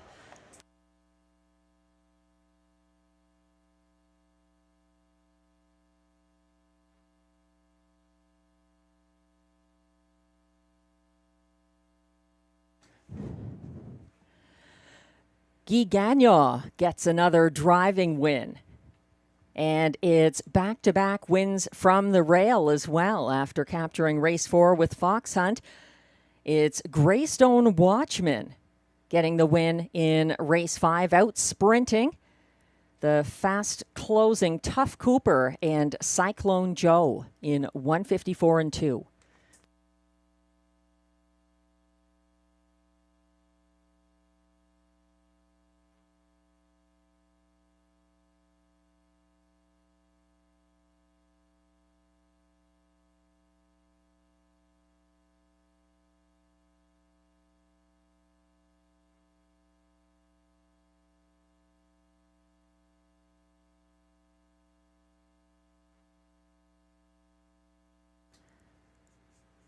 The unofficial top 4 order of finish is now posted for race 5.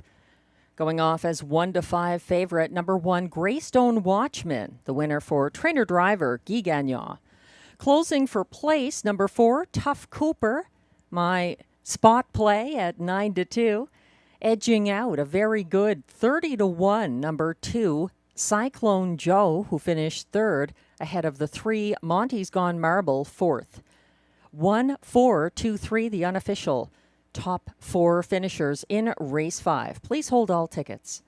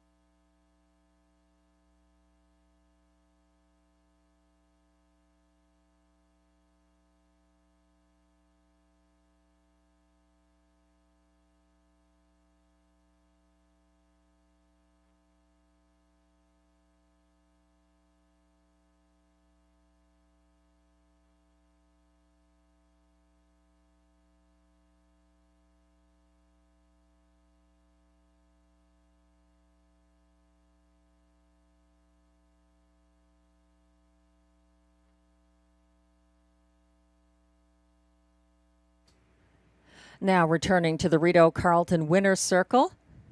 Unofficial race 5 winner, number 1, Greystone Watchman, a 7-year-old bay gelding by He's Watching out of Lady Cordelisa, owned by Nicolas Soucy, Sorel Tracy, Quebec, bred by James F. Caddy and A. Jean Caddy of Embro, Ontario. Trained and driven by Guy Gagnon, that's a 3rd win this season, and the fastest this year, 1:54 and 2. Guy Gagnon and Greystone Watchman in race 5. He's now the official winner. That's 3 driving wins now tonight for Guy Gagnon.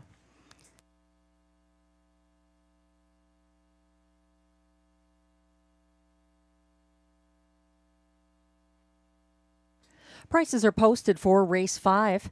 Number 1, Greystone Watchman pays $2.50 to win. The $2 1-4 exactor pays $8.40. It's $22 even for the $1 1-4-2 triactor. The $1 pick 3, 2 with 1 with 1, 3 of 3 pays $18.25. $71.50 for 4 of 4 in the early pick four. 1 with 2 with 1 with 1. If you had that pick four for 20 cents, it pays $14.30. The Superfecta $1 ticket in race 5, 1423, returns $36.05.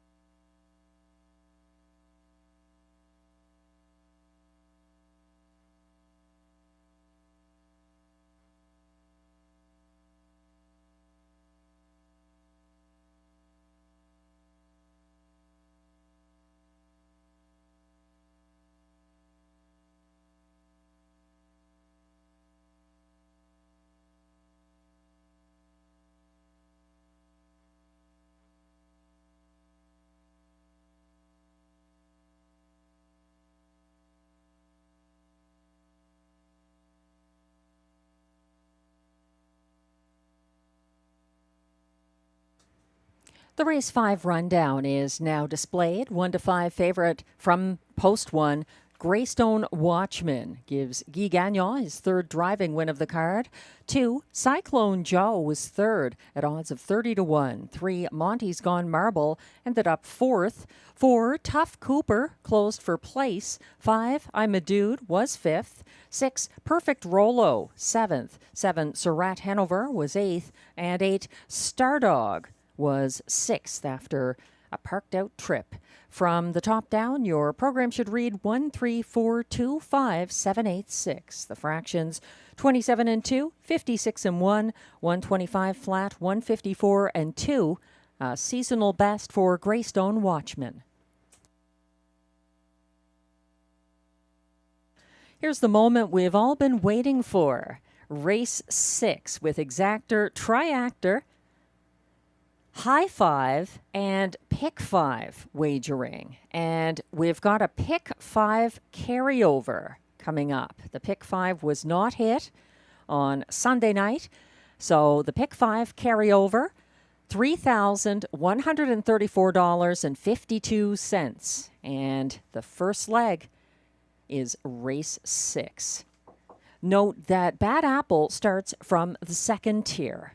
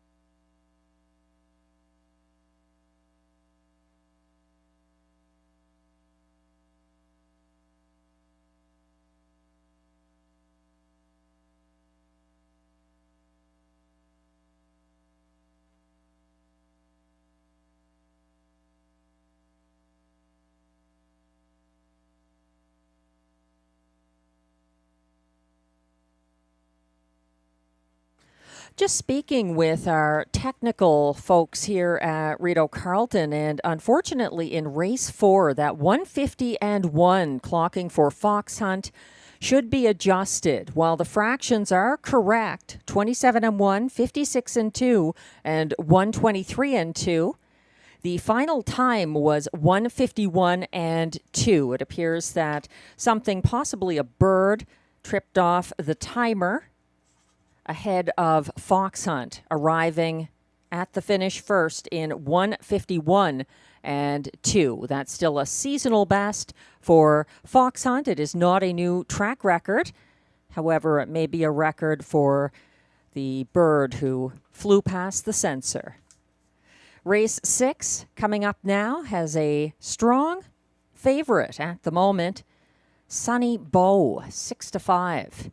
Some long shots include the 1, 364, 30-1, and the 3, He's Stalking You, who I think is a strong contender here, coming in from Hippodrome 3R for Sylvain Lacaille and Kelly Duval Lacaille.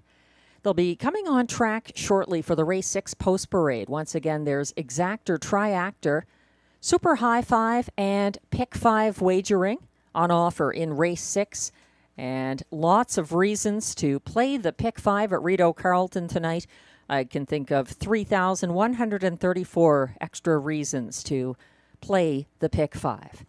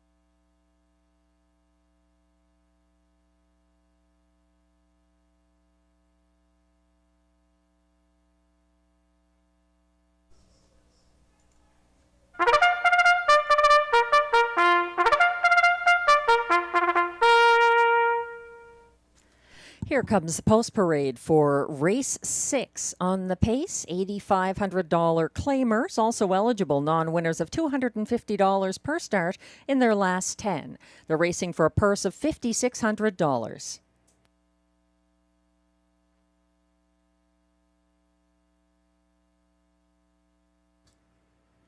Leading the post parade, number 1, 364 for owner-trainer Marcel Rozon of Saint-Lazare de Vaudreuil, Quebec. William Waugh drives. 2 is Raising Sand, owned by Darren Tingley of Wendover, Ontario, with Dwayne Tingley of Timberley, Nova Scotia. Mandy Archer trains. Guy Gagnon in the bike and in search of a 4th driving win of the card. 3 is He's Stalking You, owned by Alexia Frigo of Quebec. Kelly Duval Lacaille trains and Sylvain Lacaille drives. Favoritism has shifted to the 4, Midnight Mood, currently at odds of 3-5 for owner Jamie and Sonia Johnson of Edwards, Ontario. Jamie Johnson trains, and Robert Shepard is in the sulky.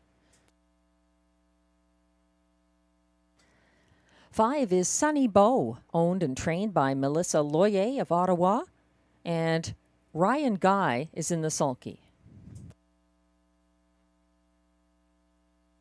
6 is Better at High Tide, owned, trained, and driven by Jason Gilchrist of Prescott, Ontario. Marie-Claude Auger picks up the drive on number 7, Nevada Dragon, co-owned by trainer John McMillan with Aidan Keeley-Griffiths, also of Odessa, Ontario. And completing the field with saddle number 8, but he will be starting from the trailing post position. Bad Apple, owned by Léa Rose Laverne of Papineauville, Quebec, trained by Benoit Hébert, driven by Pascal Berube. That's your field for Race 6, Exactor Triactor, Super High 5, and Pick 5 wagering. Again, we have one Pick 5, just one on the card, and we have a nice carryover of over $3,100 going into that Pick 5 pool. A little extra for you to play for. In this first leg of the Pick 5, I'm going with the 4, 3, and 2. Midnight Mood is the current even money favorite. We're getting a look at him now. He's on the outside. Midnight Mood's 2 2025 wins were on or near the front end for the returning Robert Shepard. Midnight Mood was first over from fourth at 30-1 in front of the grandstand last Wednesday for a different driver. He got parked first over in third, chasing after the 6-5 favorite Carson Star Choice, and faded in the stretch. So things have changed a little bit for Midnight Mood. I think importantly, getting back together with Robert Shepard, who knows the kind of trip that this horse needs to get a win. His last 2 wins, in fact, his only 2 seasonal wins, have been here at Rideau Carleton for Robert Shepard, July 6th and June 22nd. So not even that long ago. Number 4, Midnight Mood, the 7-5 favorite.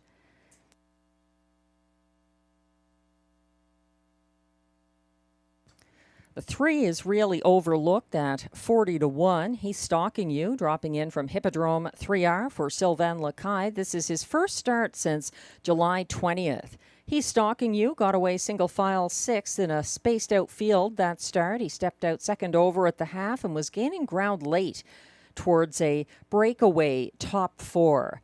His first and only Rideau Carleton win was coming off an 18-day layoff last September 19th at a higher classification. So the layoff may not hurt the chances of number 3. He's stalking you. He's 35-1 right now. The other that I'm using in this first leg of the Pick 5 is the 2 Raising Sand with Class Relief. He looks like Guy Gagnon's choice over Nevada Dragon. Raising Sand was gapping third Sunday in the hard-rocking $10,000 claiming series. He got covered up and shuffled back before the half and got out-sprinted after a late move up the inside path. This is your one and only opportunity to play the Pick 5 at Rideau Carleton. The starter has called the field. Still time to get your Pick 5, but you will have to hurry. The Pacers are lining up now.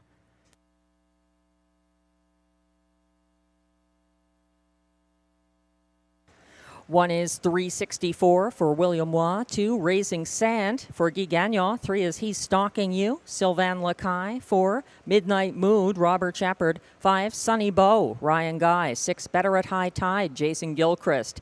7, Nevada Dragon on the outside for Marie-Claude Auger. And with saddle number 8, but starting from the second tier, that's Bad Apple and Pascal Berube. They're coming off the turn, entering the Rideau Carleton backstretch. Quickly approaching the start for race 6 and the Pick 5.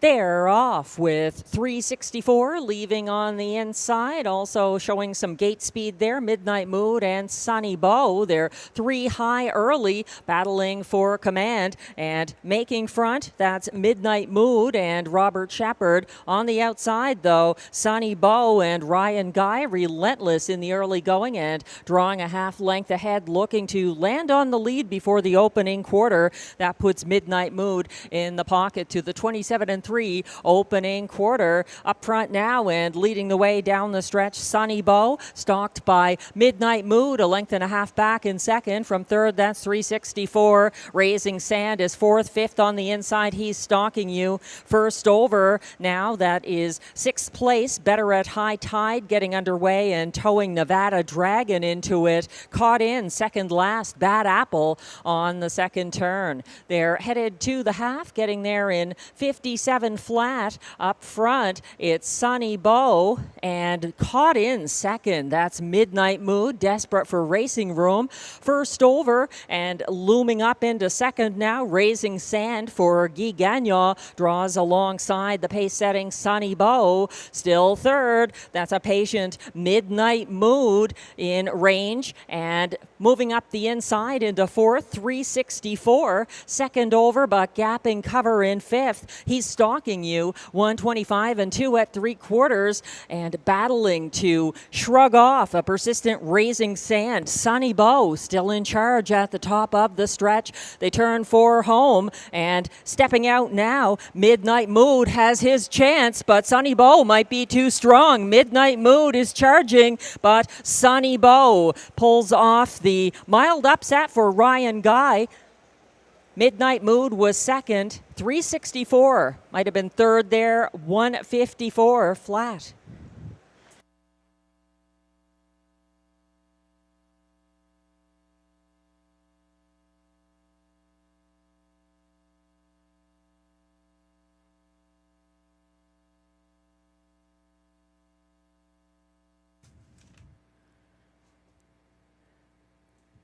Uncatchable after landing on the lead. Number 5, Sunny Bow gets the driving win for Ryan Guy, his first of the card, and win number 6 of the season in a seasonal best, 154. He held off Midnight Mood. It was a close battle for minor shares in that high five ticket. A number of them hitting the wire pretty close to each other, battling for show.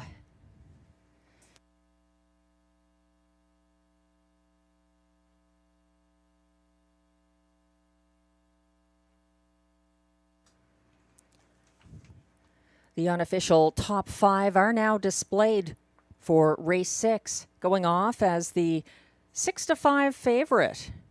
It was Sunny Bow getting the win. Not an upset for Ryan Guy. He dropped a 6-5 favorite at the last flash. Finishing second, number 4, Midnight Mood. Then it was open lengths back to number 1, 364. Finishing third at odds of 35-1. Ahead of the 2, Raising Sand, fourth. And then the 50-1 shot, number 3, he's stalking you, completes the high five. 5, 4, 1, 2, 3, the unofficial top 5 in race 6. Please hold all tickets.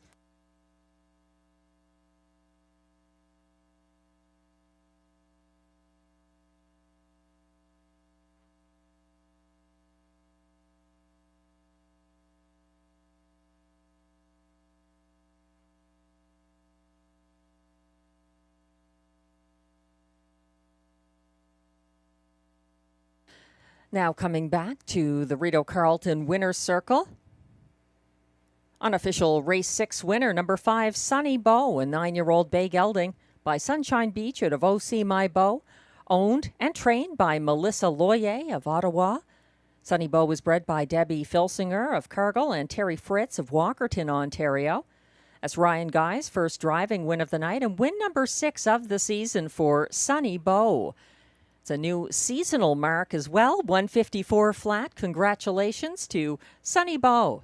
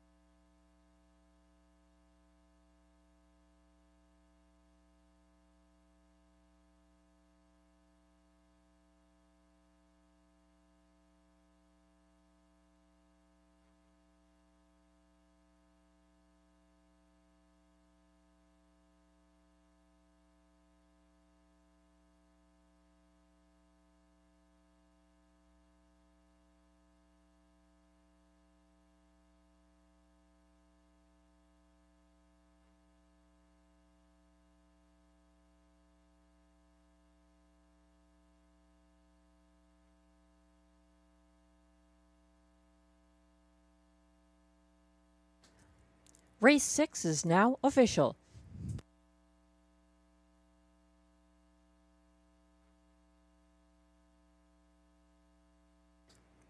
Prices are posted for race 6, where number 5, Sunny Bow, returns $4.70 to win.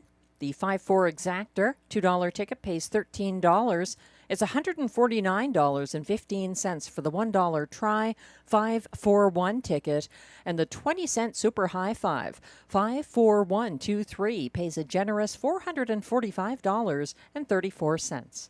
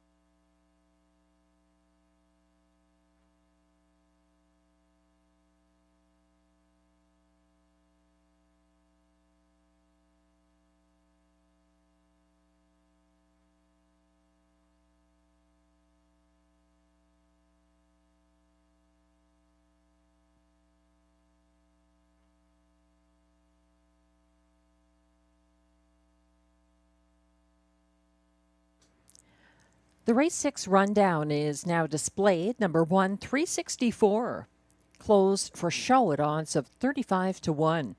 2, Raising Sand was 4th. 3, He's Stalking You was 5th. 4, Midnight Mood was 2nd. 6 to 5, favorite number 5, Sunny Bow was the winner for Ryan Guy. 6, Better at High Tide ended up 8th, ahead of 7, Nevada Dragon. 7th, actually ahead of Better at High Tide. And 8, Bad Apple, starting from the second tier, was 6th. From the top down, your program should read 34521876. The fractions were 27 and 3, 57 flat, 125 and 2, 154 flat. The winning mile for Sunny Bow, and that's a seasonal best victory.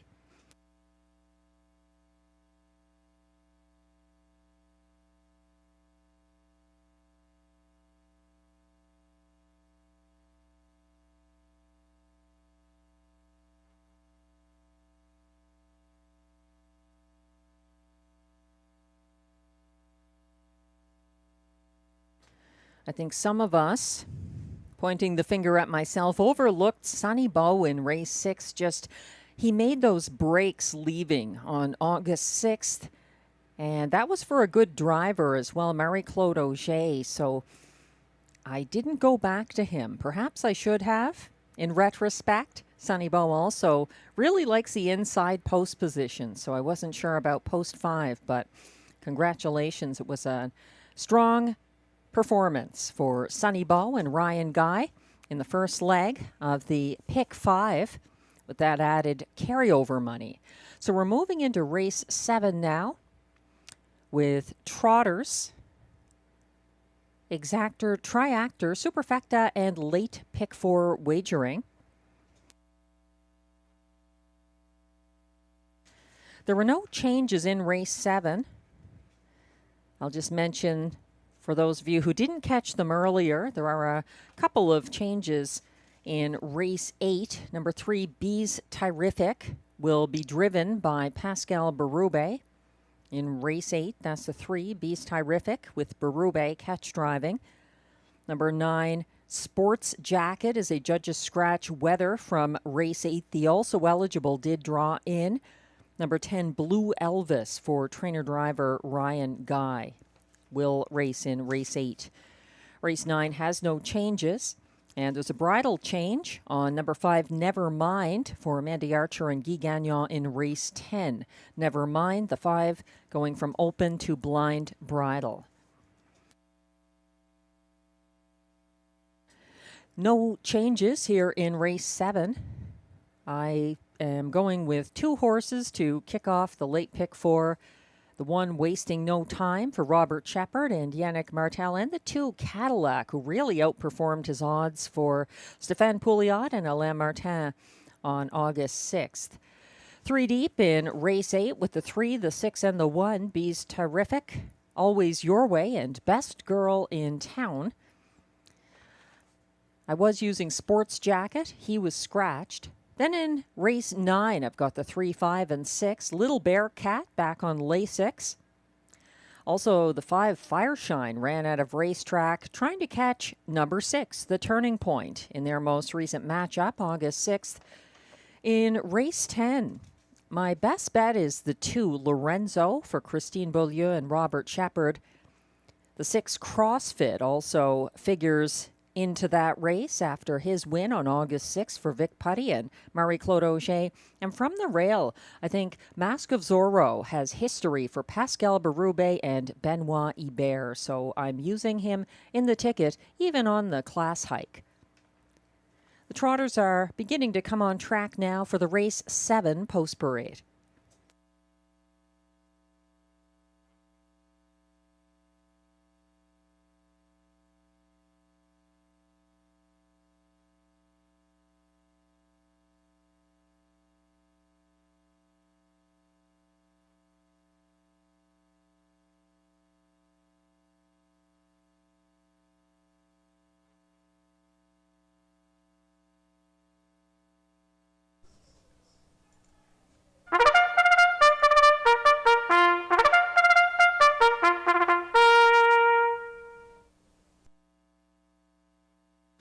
Here comes the post-parade for race 7. These trotters are non-winners of $5,000 in their last 5 starts or in 2025. Allowances for fillies and mares. Also eligible non-winners of $50,000 lifetime and also eligible $18,000 claimers. The purse is $7,800.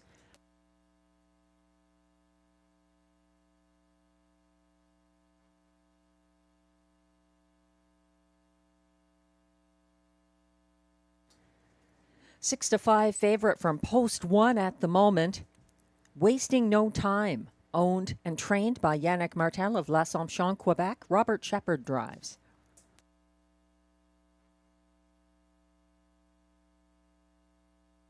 Two is Cadillac, owned by Michel Grenier of Gatineau, Quebec. Trained by Alain Martin. Stéphane Pouliot is in the sulky. 3 is Donna Tover, owned and trained by John McMillan of Odessa, Ontario. Mike Healy drives. 4 is Charlie Barr, owned by Nicole Beauvais-Gertner of Apple Hill, Ontario. Pierre Beauvais trains and drives. 5 is Stomper Tom, owned by Wade and Philippe Toussignon of Cardinal, Ontario. Mike Armstrong trains. Pascal Berube drives. 6 is JM Stella, owned by Ferme Canico Farm Incorporated of Saint-Bernard-de-la-Colle, Quebec. Trained by Kelly Duval-Lacaille. Sylvain Lacaille drives. Completing this field from post 7, Son of a Millionaire, owned by Jamie Copley and Kimberly Eaton of Ontario, with the Max Webster stable of Nova Scotia. trained by Mandy Archer, Guy Gagnon drives. That's your field of 7 in race 7. Exactor, triactor, superfecta, and pick 4 wagering.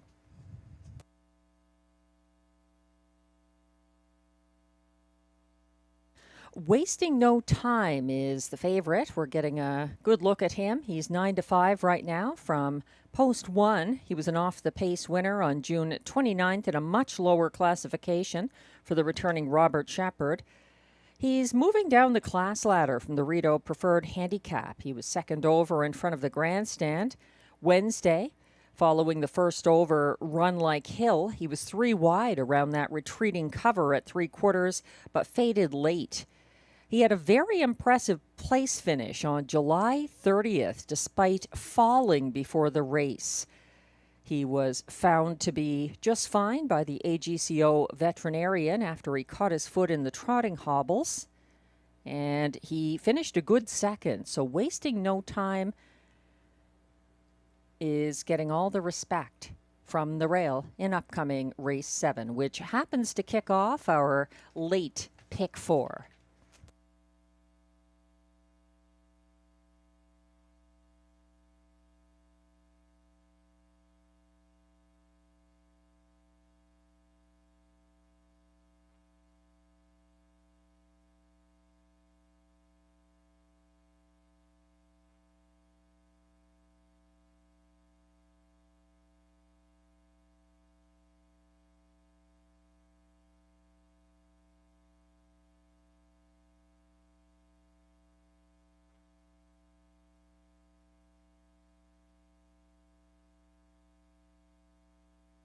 Glenn Pearson also likes Wasting No Time on top of his ticket. He's using 3 Donatover second, the 7 Son of a Millionaire third, and then the 6 J.M. Stella to complete his superfecta.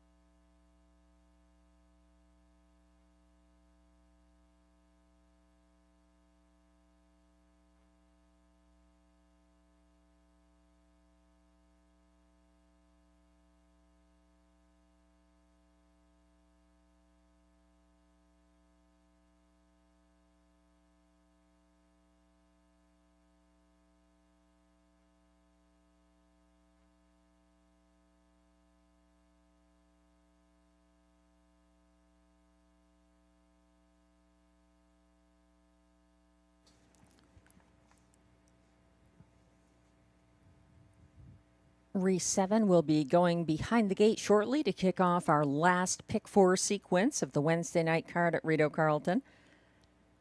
Number 2, Cadillac, is overlooked at 13-1. He wired at a lower classification on June 11th for Guy Gagnon and trainer Alain Martin.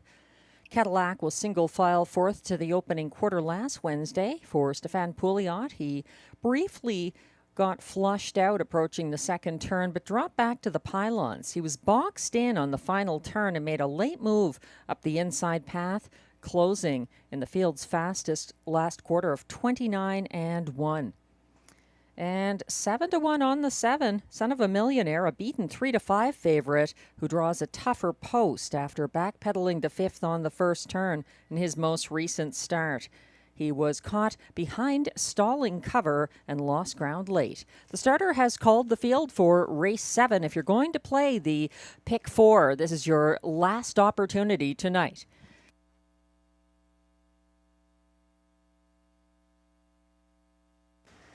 The race 7 trotters are going behind the gate. 1 is Wasting No Time, Robert Shepard. 2, Cadillac, Stéphane Pouliot. 3, Donatover, Mike Healy. 4, Charlie Barr, Pierre Beauvais.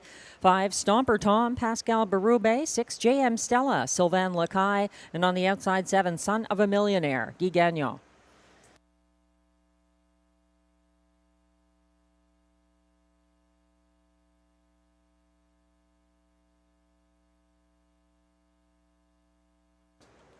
The field is on the backstretch.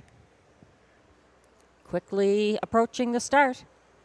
And they're off and trotting. A good start for everyone. Charlie Barr is leaving for Pierre Beauvais. To his outside, that's Stomper Tom and J.M. Stella wanting a piece of the early action in this 3-high early battle. It's going to be Stomper Tom and J.M. Stella battling now as Charlie Barr drops back to third along the pylons. Moving up the pylons into fourth, that's Cadillac, and taking back to sit fifth, Son of a Millionaire. 28-1 to the opening quarter, and it looks like the early battle has been won by Sylvain Lacaille and J.M. Stella, striding ahead to lead by about 3 lengths over Stomper Tom, passing in front of the grandstand the first time. Following from third, that's Charlie Barr. First over from fourth now for Stéphane Pouliot. That's Cadillac getting underway on the second turn. Oh, on a break and taken wide. Son of a Millionaire is out of it. That's Son of a Millionaire on the run at the back of the field. They went to the half in 57-3, and they're still led by J.M. Stella, a diminishing margin of leadership. However, she's stalked closely by the pocket-sitting Stomper Tom.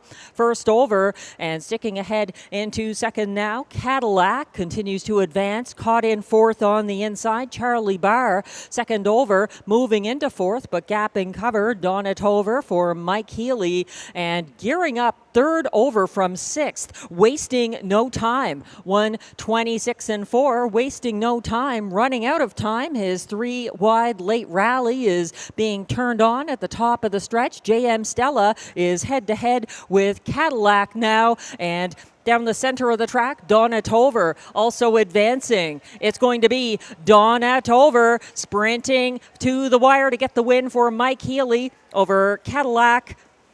Stomper Tom possibly wasting no time for fourth, 1:57-2.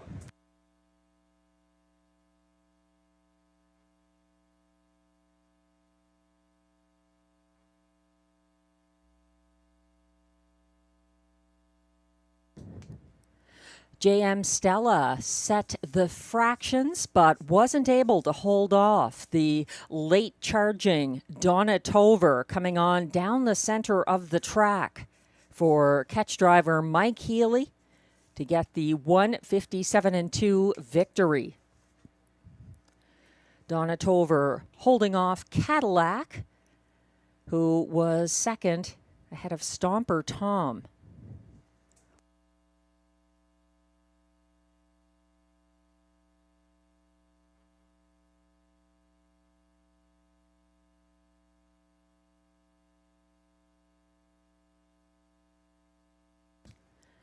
The unofficial top 4 order of finish is now posted for race 7 at odds of 10-1. Number 3, Donatover, gets the victory for Mike Healy and John McMillan. 2, Cadillac was second. 5, Stomper Tom was third.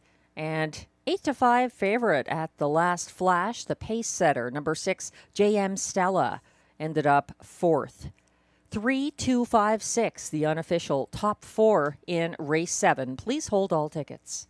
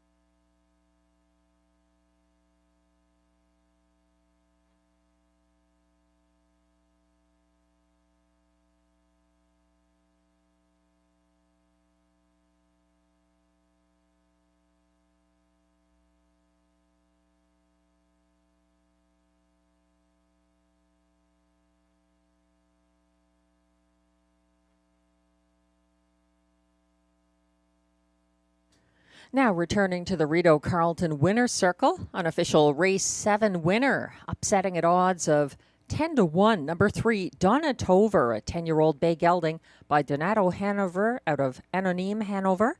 Owned and trained by John McMillan of Odessa, Ontario, bred by Hanover Shoe Farms Incorporated of Hanover, Pennsylvania. Mike Healy's first driving win of the night.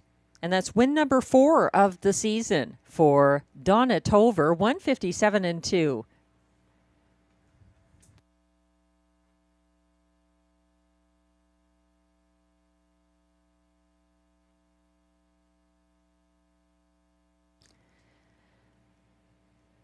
Congratulations, John, Mike, and Donna Tover.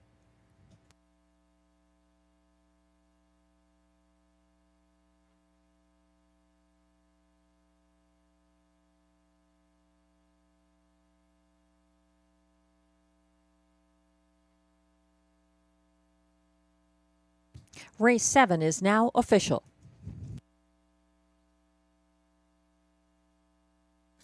Prices are posted for race 7, where the 3, Donna Tover, pays $22.10 to win.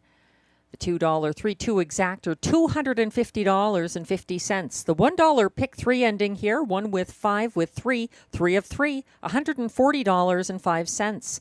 $409.80 if you had the middle pick 4 sequence ending here, 1 with 5 with 3. If you had it for 20 cents, that pick 4 pays $81.96.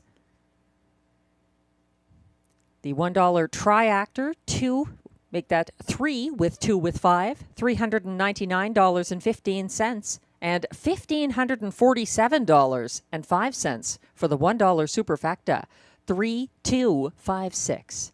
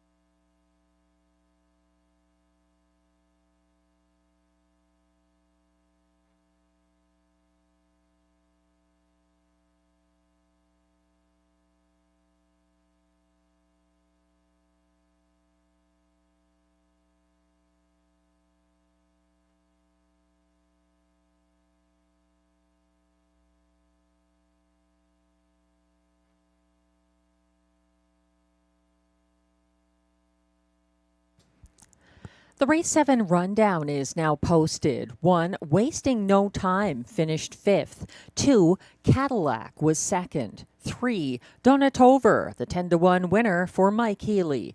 4, Charlie Barr ended up 6th. 5, Stomper Tom was 3rd. 8-5 favorite, number 6, J.M. Stella, was 4th after cutting the fractions.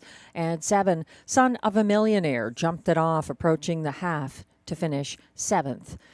The unofficial, or the official, order of finish, 5, 2, 1, 6, 3, 4-7. The fractions 28 and 1, 57 and 3, 126 and 4, 157 and 2. The winning mile for Donatover.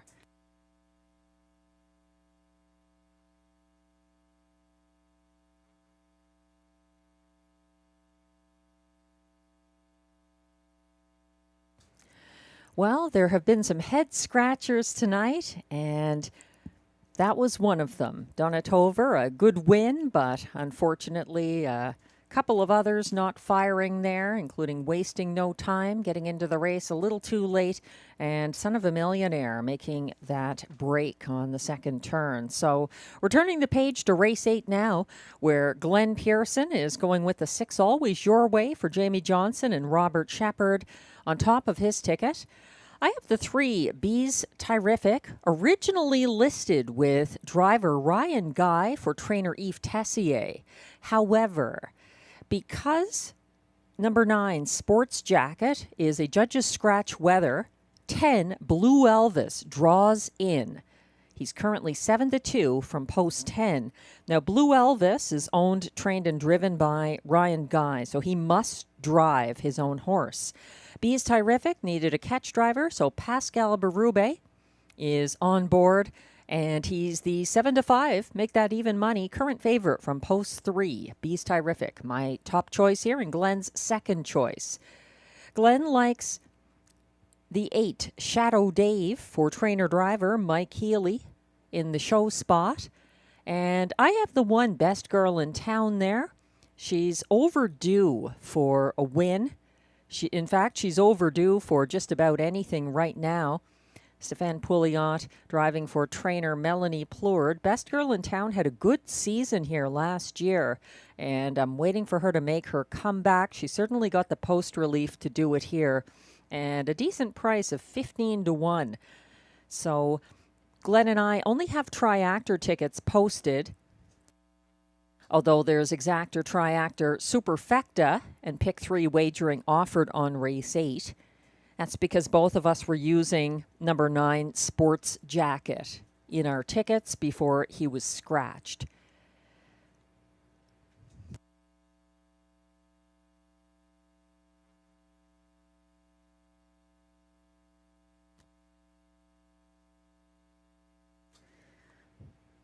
Pacers are coming from the paddock for the race 8 post parade.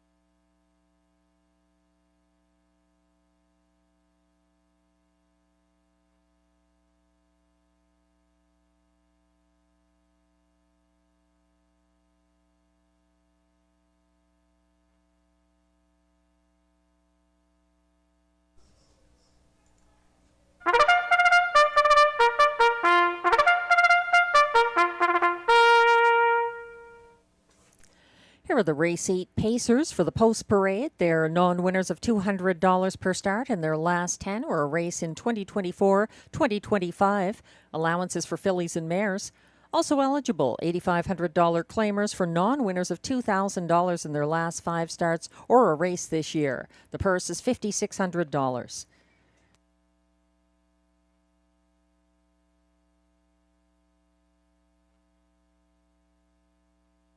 As mentioned, we have a scratch here, but we still have a full field of 9 in race 8.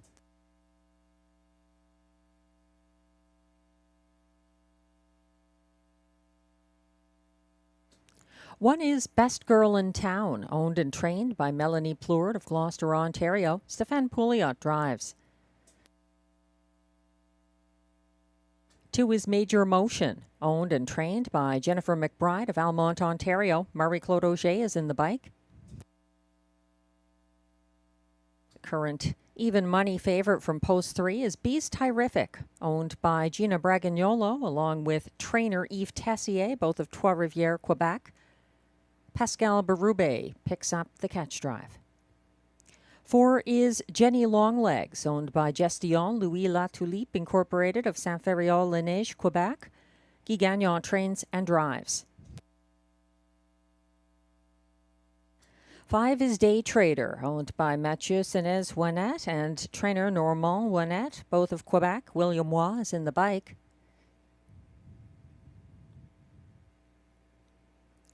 6 is Always Your Way, owned by trainer Jamie Johnson and Sonia Johnson, both of Edwards, Ontario. Robert Shepherd drives. 7 is Hella's Rocket, owned by Alexis Zilka of Gloucester, Ontario, trained and driven by Sebastian Turenne.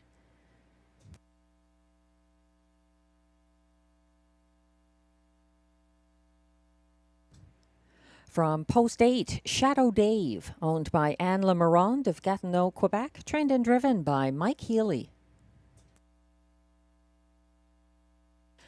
Number 9, Sports Jacket, is a Judge's Scratch Weather. So starting from the same trailing post, but with the saddle number 10, Blue Elvis, the also eligible, draws in. He's owned by trainer-driver Ryan Guy of Ontario with co-owner Danielle Lee Gassian of New York. That's your field of 9 pacers for upcoming Race 8 with Exactor, Triactor, Superfecta, and Pick 3 wagering. Always Your Way is the current even money favorite here in upcoming Race 8. Glenn Pearson's top selection. Always Your Way looks like Robert Shepherd's choice over Major Motion. Both of Always Your Way's 2 2025 wins were from the rail for driver Clark Stacey.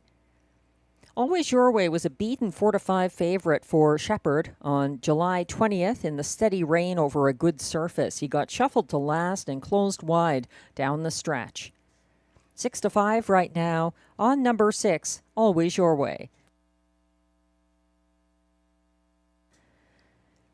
Number 3, Bees Terrific, was first over 4th in pursuit of the 1-9 Jolton Joe to the opening quarter at Hippodrome 3R on August 1st. Bees Terrific raced second over 5th following the cover of Curious Cortez to the half. He was 3 wide around the parked out cover at 3/4 and closed in the field's fastest last quarter of 29-3. He's up in class and was supposed to be reunited with Ryan Guy prior to Blue Elvis drawing in. He had 1 win in the past for Bees Terrific, but if you look at the past performance lines for this horse, he's actually done better for Pascal Berube. So that is a driver change that I don't think takes away, and if anything, only enhances the chances of the 3, Bees Terrific.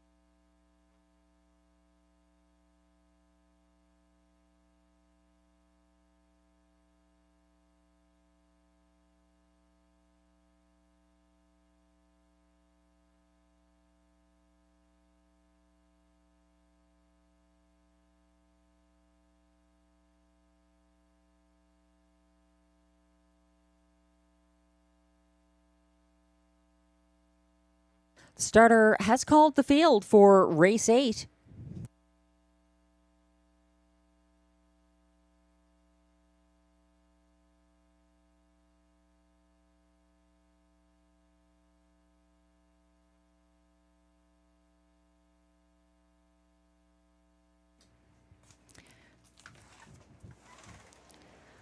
Pacers are lining up now. 1 is Best Girl in Town, Stéphane Pouliot. 2, Major Motion, Marie-Claude Auger. 3, Bees Terrific, Pascal Berube. 4, Jenny Longlegs, Guy Gagnon. 5, Day Trader, William Waugh. 6, Always Your Way, Robert Shepard. 7, Hella's Rocket, Sebastian Turin. On the outside, 8, Shadow Dave for Mike Healy.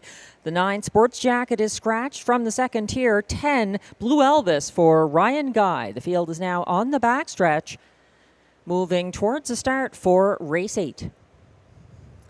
They're off and pacing. A staggered start. Jenny Longlegs blasting to the front for Guy Gagnon, quickly opening up by a length and a half. Coming on now into second, that's Bees Terrific. First over alongside Jenny Longlegs and moving to the front for Pascal Berube. Second over now and following from third, that's Day Trader, mixing it up early, sitting fourth along the pylons. Best Girl in Town to the opening quarter of 27 and 4. Up front, Bees Terrific and Berube are parking out Day Trader and William Waugh, who's first over in second and trying to draw ahead of the leader. Sitting third, Jenny Longlegs. Now second over from fourth, that's Best Girl in Town. Following her cover from second over now, make that a third over, and advancing in fifth, that's the also eligible Blue Elvis. They went to the half in 56 and 2. Opening up now on the front end, a new leader, Day Trader, has put away Bees Terrific. On the outside of him, that's Best Girl in Town, first over into third. Following her cover, second over in fourth, Blue Elvis. Caught in fifth, Jenny Longlegs. Sixth, and trying to go 3 wide now, that's Always Your Way, buried inside of that one along the cone. Second last, Major Motion. Shuffled to second last, Shadow Dave, and trailing Hella's Rocket, 126 at 3/4, and they're 125 at 3/4, that is. They're turning for home, and it doesn't look like anyone's going to be able to catch Day Trader, who's out there by a good 5 lengths. Day Trader motoring to the wire, chasing him home. It's going to be Always Your Way up for second ahead of Bees Terrific and Best Girl in Town, 155 and 1.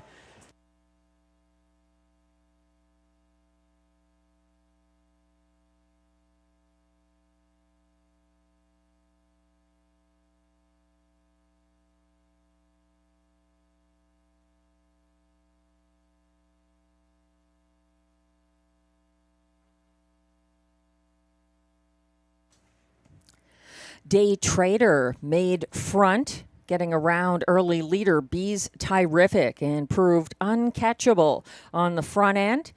That's the first driving win of the night for William Waugh, and win number 8 of the season for Day Trader, 155 and 1.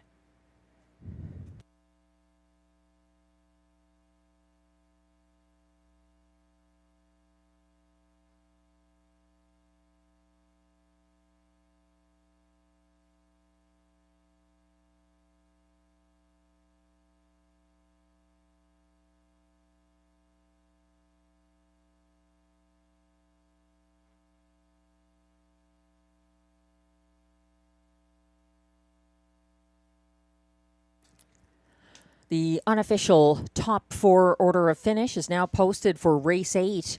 Going off at odds of 5 to 1. Number 5, Day Trader, gets the win for William Waugh over beaten 6 to 5 favorite number 6, Always Your Way, who closed for place ahead of 3, Bees Terrific, third, and 1, Best Girl in Town, fourth. 5, 6, 3, 1, the unofficial top 4 finishers in race 8. Please hold all tickets.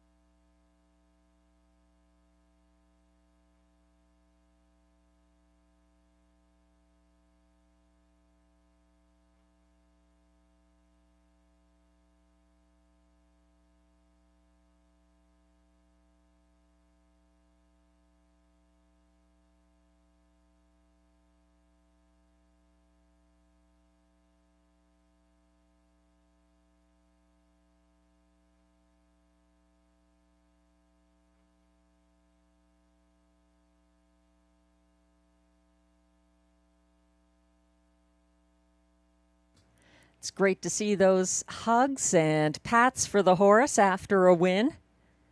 Day Trader coming back to the winner's circle now. A going away victory. Win number 8 of the year, 155-1.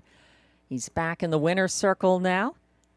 Race 8 unofficial winner, Day Trader, is a 5-year-old bay gelding by Stay Hungry out of Day to Ponder, owned by Mathieu Sénez Ouinnette and trainer Normand Ouinnette of Quebec, bred by Mark Smith of Kentucky, driven to victory by William Waugh.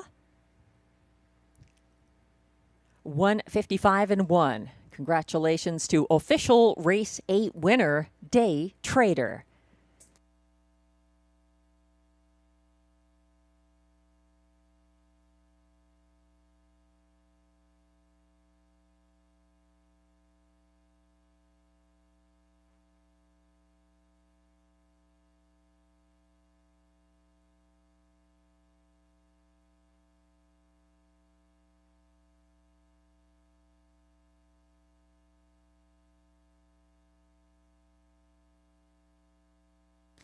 Prices are posted now for Race 8. Number 5, Day Trader, pays $13.60 to win. The $2.56 exactor returns $85.40. It's $72.90 for the $1.563 triactor and $356.95 for the $1 superfecta. 5-6-3-1 combination.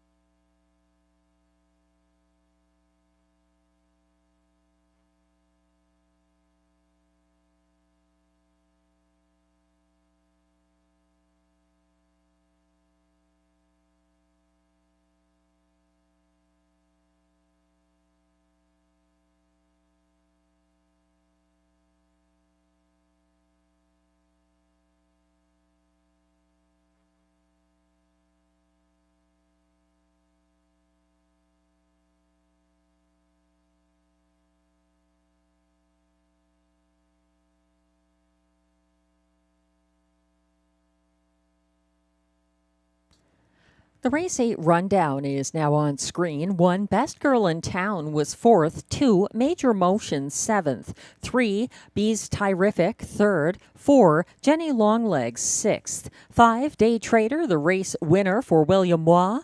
6-5, favorite number 6, Always Your Way, was 2nd. 7, Hella's Rocket 8th. 8, Shadow Dave 5th. 9, Sports Jacket was a judge's scratch weather, and the also eligible number 10, Blue Elvis, finished 9th. From the top down, your program should read 4, 7, 3, 6, 1, 2, 8, 5, scratch 9. The fractions were 27-4, 56-2, 125 flat, and 155-1. The victory for Day Trader.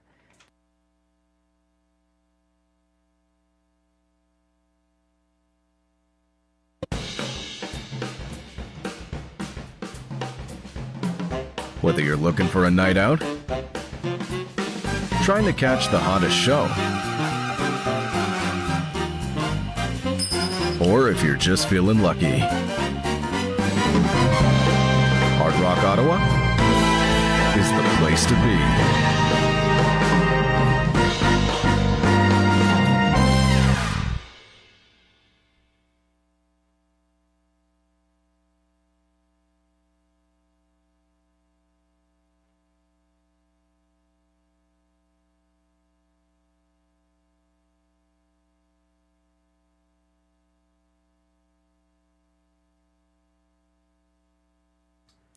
Race 9 is coming up next, our second last of the card. Exactor, Triactor, Superfecta, and late daily double wagering. Glenn Pearson is looking to number 6, The Turning Point, for Robert Bernicki and Marie-Claude Auger, a 7-time winner this season. I think the 3 Little Bearcat is interesting, although Robert Shepard is still in search of his first driving win of the night after taking a little time off for some old home week fun in PEI. He's driving Little Bearcat, who's 18-1 right now, but resuming Lasix. This mare had a 3-race win streak going July 5th through 16th. She was claimed at Kawartha Downs on July 12th and won her Rideau debut for Robert Shepard and Mandy Archer on the 16th. So I think she could be a little better here, but the price, 10-1. She's a little cold on the board. 4 wins this season. We'll see. We'll take a look at the post parade. I think it's a great time to do that. Glenn is going to number 4, Dial Me Up, in the place spot. Ryan Guy picking up the catch drive on that Yves Tessier trainee. The 1, Beach Journey, is his third choice. She is currently the 4-5 favorite for trainer-driver Guy Gagnon from the rail. And then Putty Cat, the 2, for Luc Loyer and driver Sylvain Lacaille, completes Glenn's Superfecta. I have Little Bearcat over Fireshine, 7-1 right now from post 5. This is a case where I would box the 3, 5, and 6 in an exactor here. I think the 1 is beatable from the rail. I think there's a lot of late speed on the outside in Fireshine and the Turning Point. And Beach Journey, the likely pace setter from the rail. She was collared late on August 6th after setting the pace from the rail for Guy Gagnon, who has a couple of wins from the inside post tonight with Greystone Watchman and Fox Hunt. So it should be an interesting race. I predict a closer gets it. They're coming on track now for the race 9 post parade.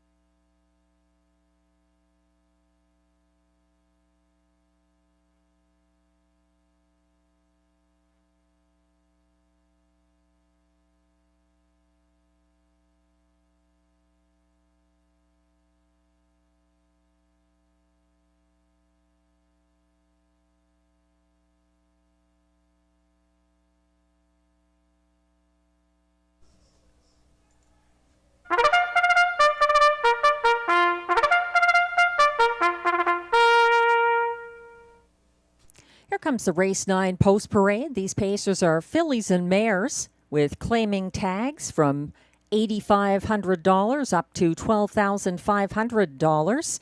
Also eligible non-winners of 2 races in 2024-2025 who draw with the $8,500 claimers. The purse is $6,300.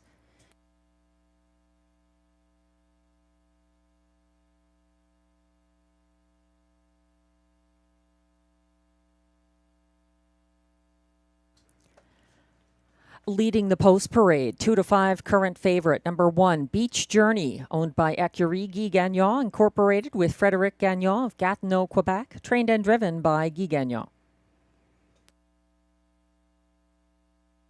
2 is Putty Cat, owned by trainer Luc Loyer of Gatineau. Sylvain Lacaille drives.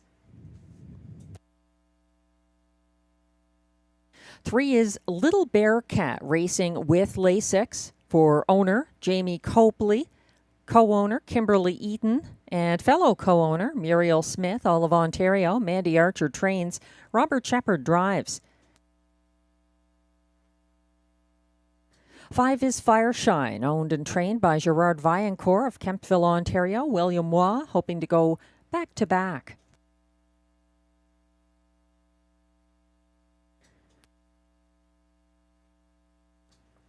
I believe I skipped Dial Me Up there for some reason. Dial Me Up is owned by Gina Bragagnolo and Yves Tessier of Trois Rivières. Yves Tessier trains. Lynn Bragagnolo shares ownership. Ryan Guy drives the 4, Dial Me Up. The 5 we're looking at now is Fireshine for Gerard Vaillancourt, the owner-trainer from Kemptville, Ontario. William Waugh driving Fireshine. And completing the field from post 6, The Turning Point, owned and trained by Robert Bernicki of Quebec. Marie-Claude Auger is in the bike. That's your field of 6 for race 9, exactor, triactor, superfecta, and late daily double wagering.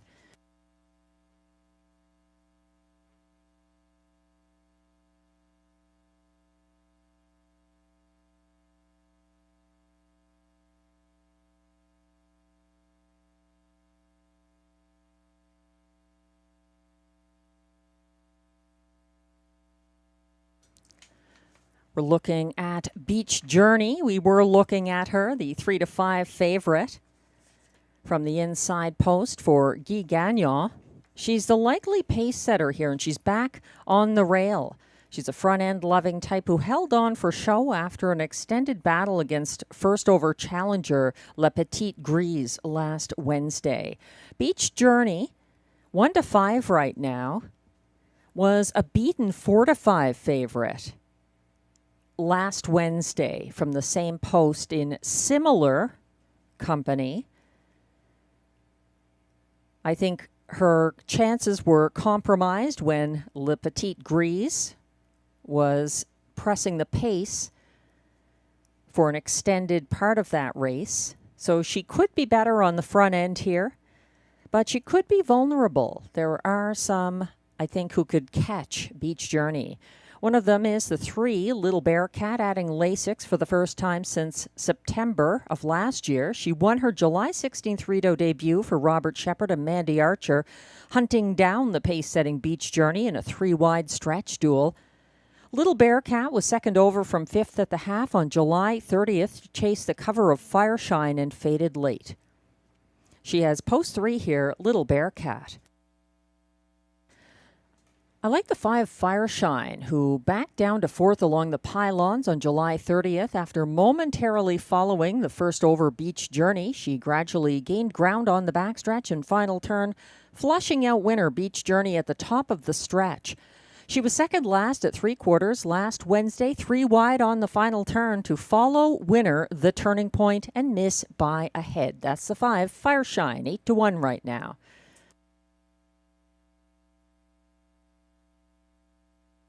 Starter has called the race 9 pacing mares. This is your last opportunity of the evening to play the daily double.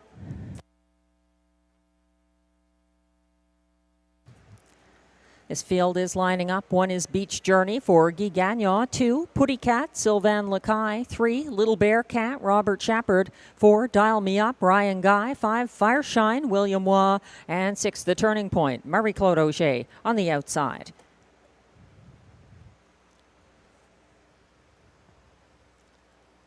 There on the turn.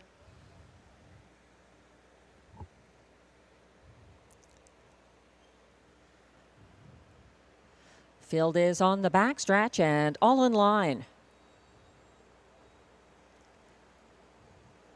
They're off and pacing, and Putty Cat trying to leave from the inside for Sylvain Lacaille, getting out sprinted from the immediate inside by Beach Journey, and Guy Gagnon out to the lead. Now Back in third, that's Putty Cat. First over momentarily and backpedaling to look for room along the pylons. Dial Me Up on the first turn. Following from fourth, that's Little Bear Cat en route to the opening quarter, 27 flat. This field is in single file procession following Beach Journey as she cuts the fractions thus far, followed by Putty Cat in the pocket. Third on the inside, Dial Me Up. First over now out of fourth, Little Bear Cat for Robert Shepard. She's towing Fireshine into it. Second over from second last, and the turning point is also stepping out to come third over from the back of the field. 3 in, 3 out to a 56-4 half. They're still led by Beach Journey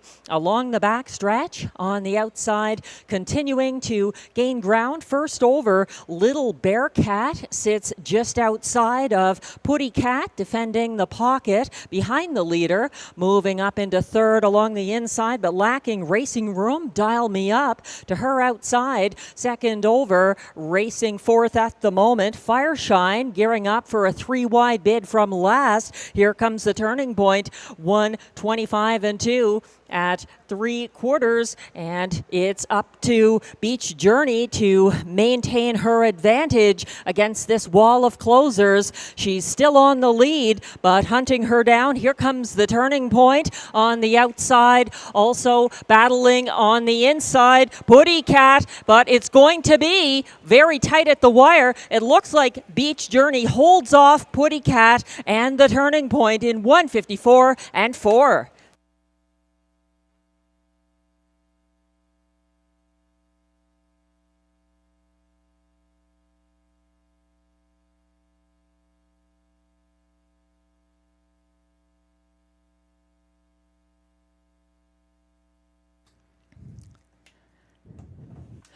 Guy Gagnon does it again from the rail. Beach Journey does manage to hold off the wall of late speed with a front-end trip.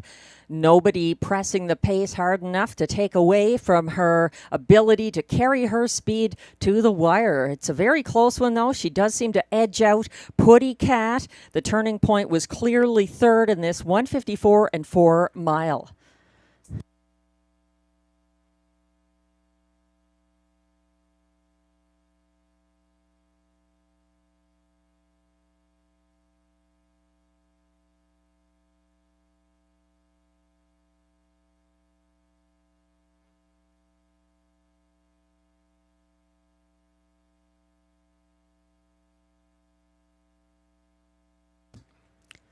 Unofficial results are now posted for race 9, going off at final odds of 9-5. Number 1, Beach Journey.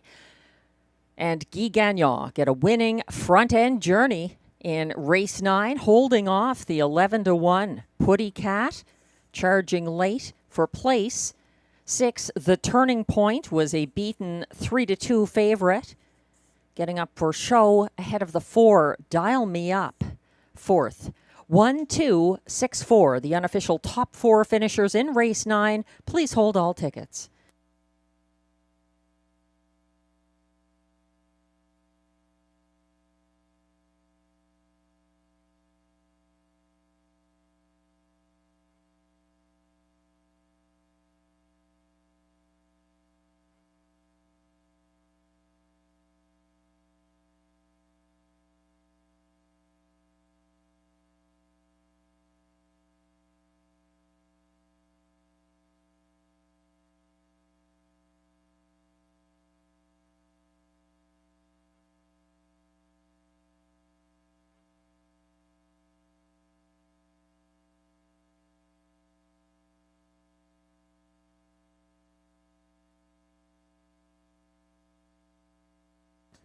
Now returning to the Rideau Carleton winner's circle once again. Unofficial race 9 winner, number 1, Beach Journey, a 9-year-old bay mare by Net 10 EOM out of Diva du Jour, owned by Écurie Guy Gagnon, incorporated with Frédéric Gagnon of Gatineau, Quebec.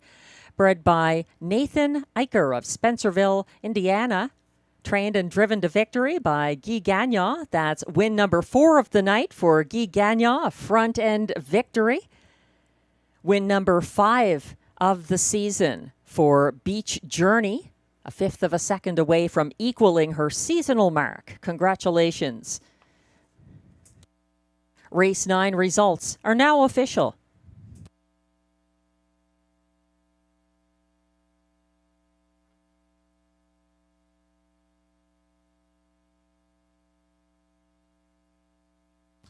Prices are posted for Race 9, where the 1 Beach Journey pays $5.90 to win. The $2 1-2 exactor pays $53.30. It's $45.10 for the 1-2-6 $1 triactor and $79.35 for the $1 superfecta 1-2-6-4 combination.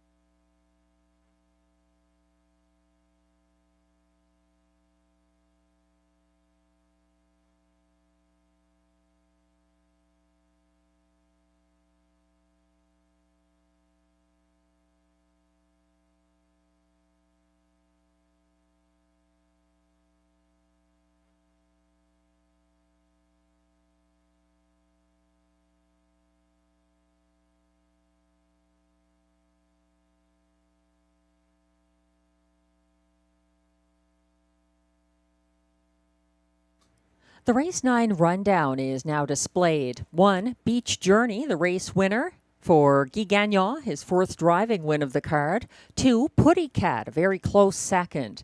3, Little Bear Cat ended up sixth. 4, Dial Me Up was fourth. 5, Fireshine fifth. And 6, The Turning Point closed for show as beaten 3-2 favorite.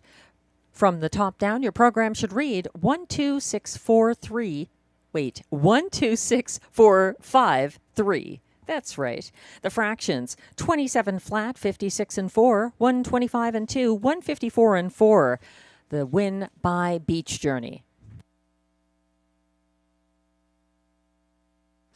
Race 10 is coming up, back on the trot to conclude tonight's card. There's exactor, triactor, and super high five wagering. It's the second leg of the late daily double.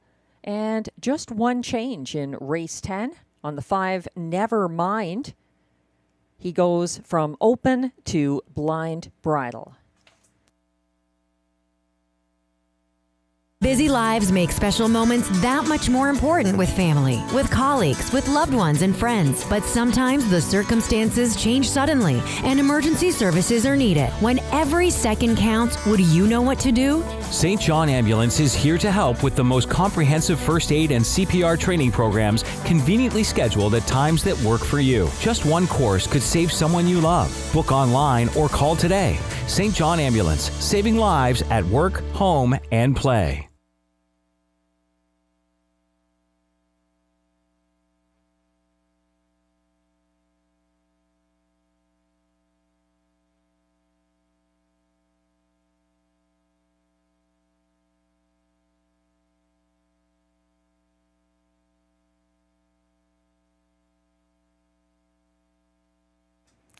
As we wait for the post parade to come on track for race 10, we'd like to thank our friends at Green Hawk Equestrian Sport.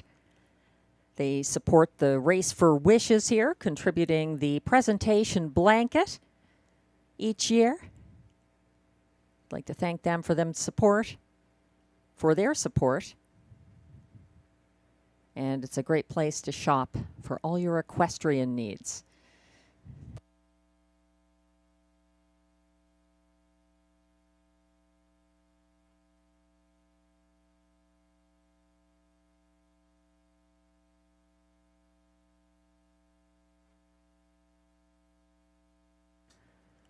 Race 10 handicapper selections are now on screen. It's been something of a humbling night, but it's always a good time to reassess and regroup.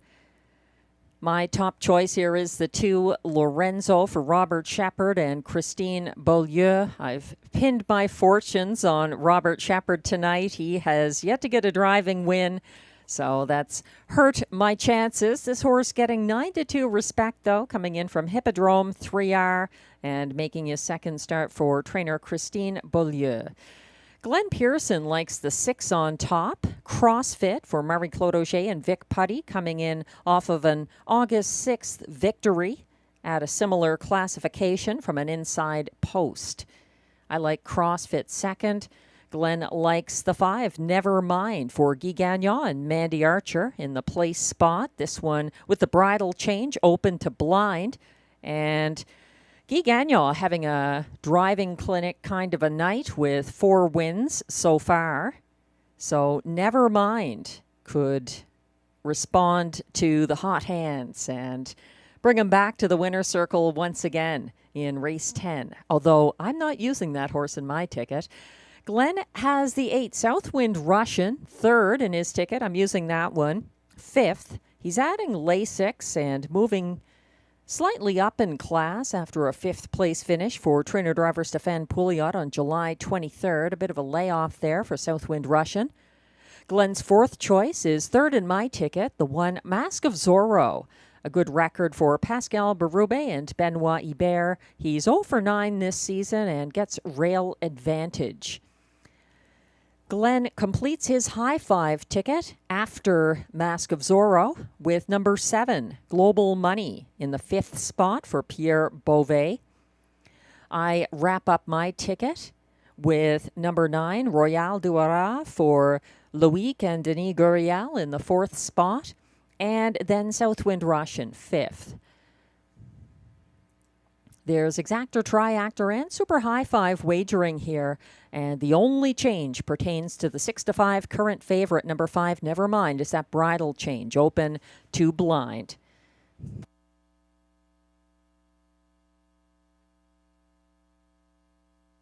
As we wait for the race 10 trotters to come on track for the Robbie D'Alessandro trot to wrap up the card, just looking at the will pays for the pick 5, we had a carryover from Sunday of over $3,100, and I believe we'll have another carryover here unless the 5, Never Mind, or the 6, CrossFit, takes out race 10.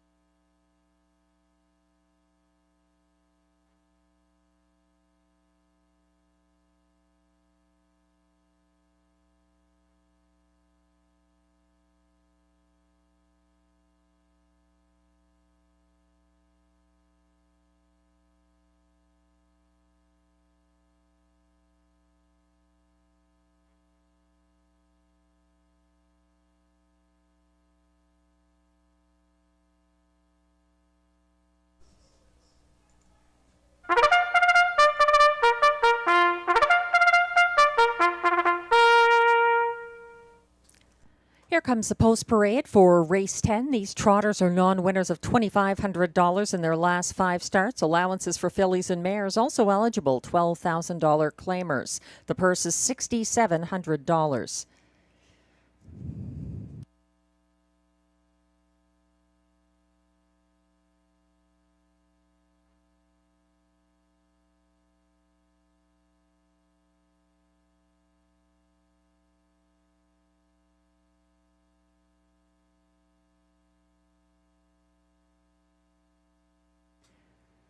Leading the post parade, number 1, Mask of Zorro, is owned by trainer Benoit Hubert of Papineauville, Quebec, along with Eric Lafleur of L'Ange Gardienne, Quebec. Pascal Berube drives.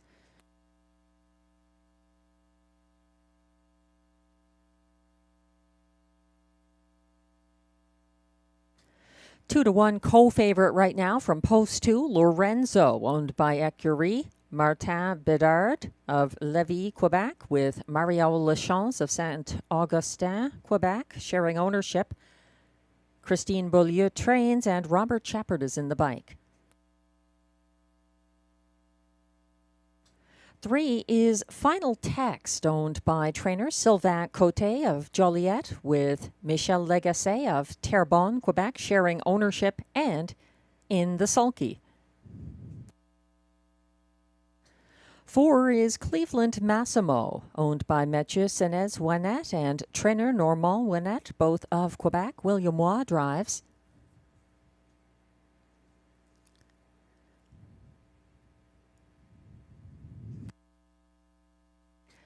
Number 5 is the 2 to 1 co-favorite, Never Mind, owned by Jamie Copley of Kenmore, Ontario, trained by Mandy Archer, driven by Guy Gagnon. Never Mind goes open bridle to blind bridle. 6 is CrossFit, owned by Gordon MacDonald of Ontario, with Christopher Boland of Newfoundland, trained by Vic Putty. Marie-Claude Auger drives. 7 is Global Money, owned by Nicole Beauvais-Gertner of Apple Hill, Ontario, trained and driven by Pierre Beauvais.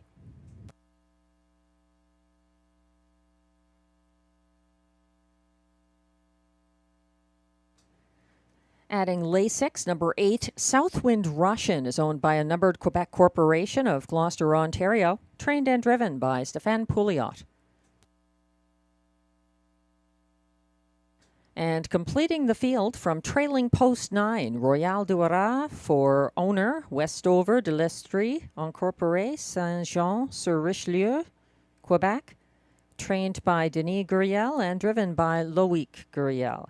That's your field of 9 trotters for upcoming race 10, exactor, triactor, and high five wagering.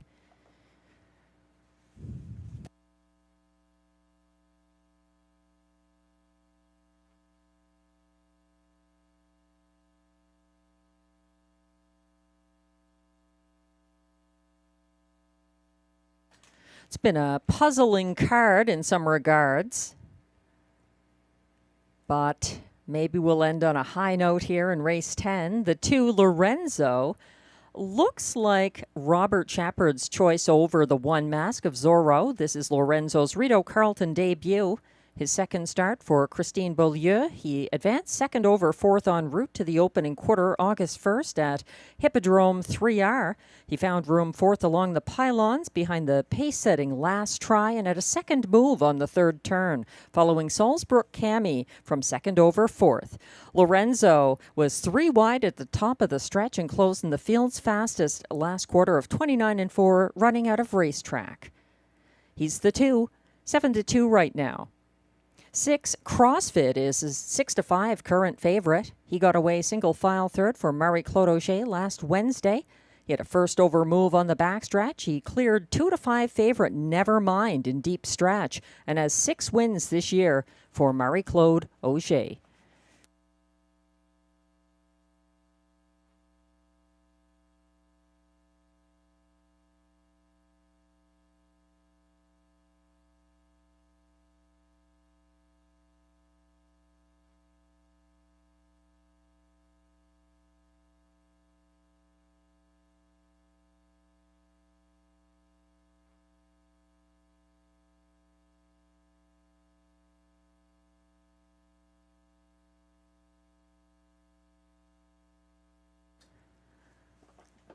The starter has called the trotters for race 10.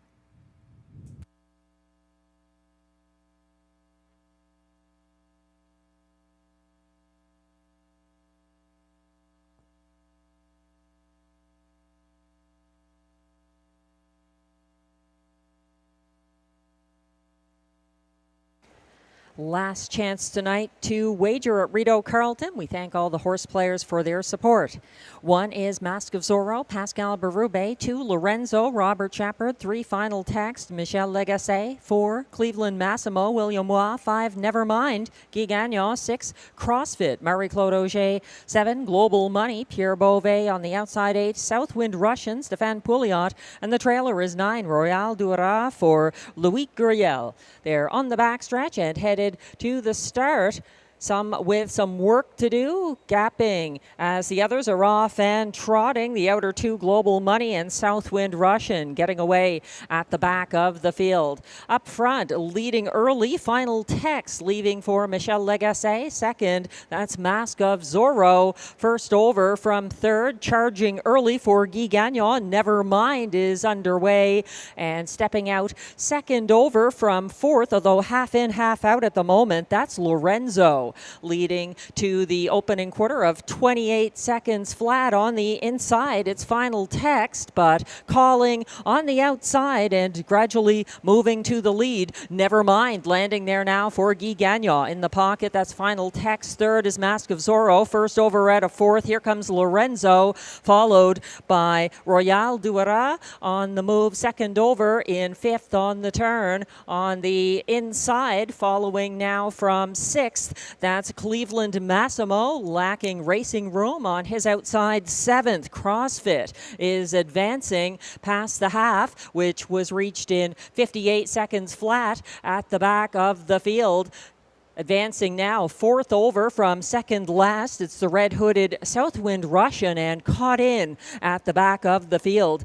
Global Money. Along the back stretch, battling up front, it's Lorenzo on the outside and Nevermind on the inside. And coming now second over from fourth, that's Royal Duras getting involved and caught in fourth, getting the shuffle back. Final Text, they're turning for home. They reached three quarters some time back in 1:26 and 4. Coming down the lane, it's unsettled up front because Lorenzo won't give up. He's fighting and getting around. Nevermind in the final strides. It's going to be Lorenzo coming through for Robert Shepard. Close for place, Mask of Zorro closing, and Nevermind was there as well. 157 flat.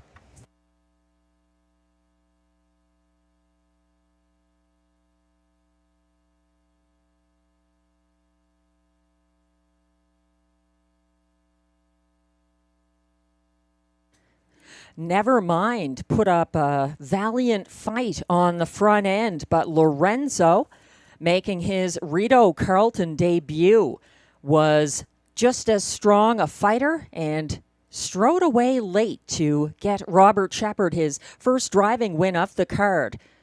It looks like Mask of Zorro did get up for place ahead of Nevermind in this 157 mile.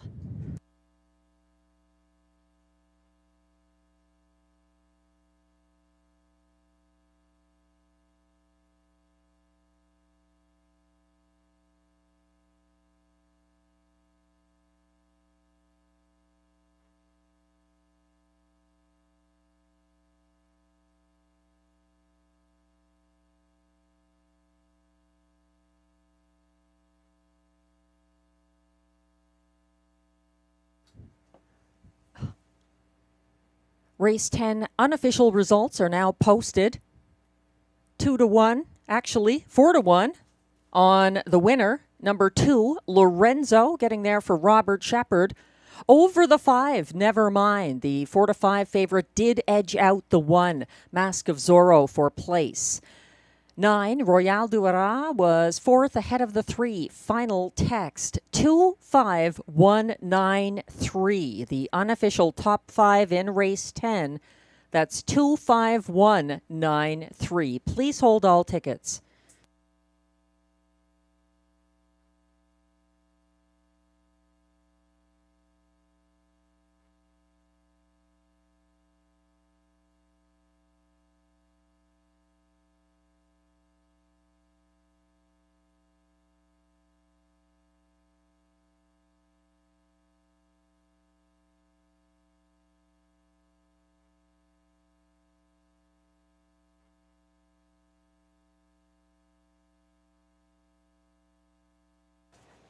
Now back in the Rideau Carleton winner's circle, unofficial race 10 winner number 2, Lorenzo.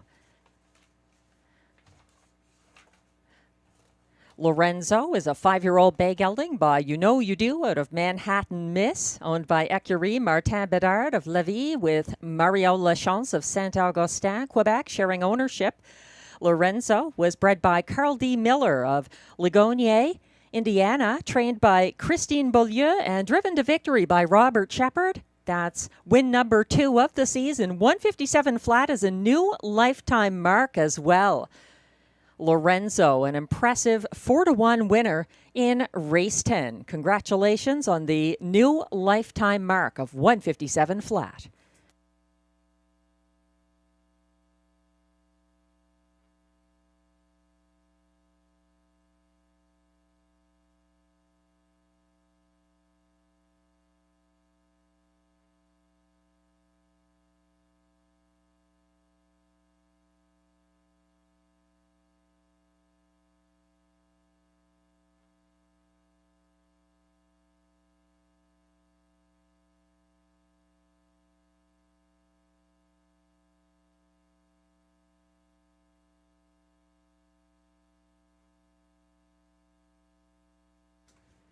Race 10 results are now official.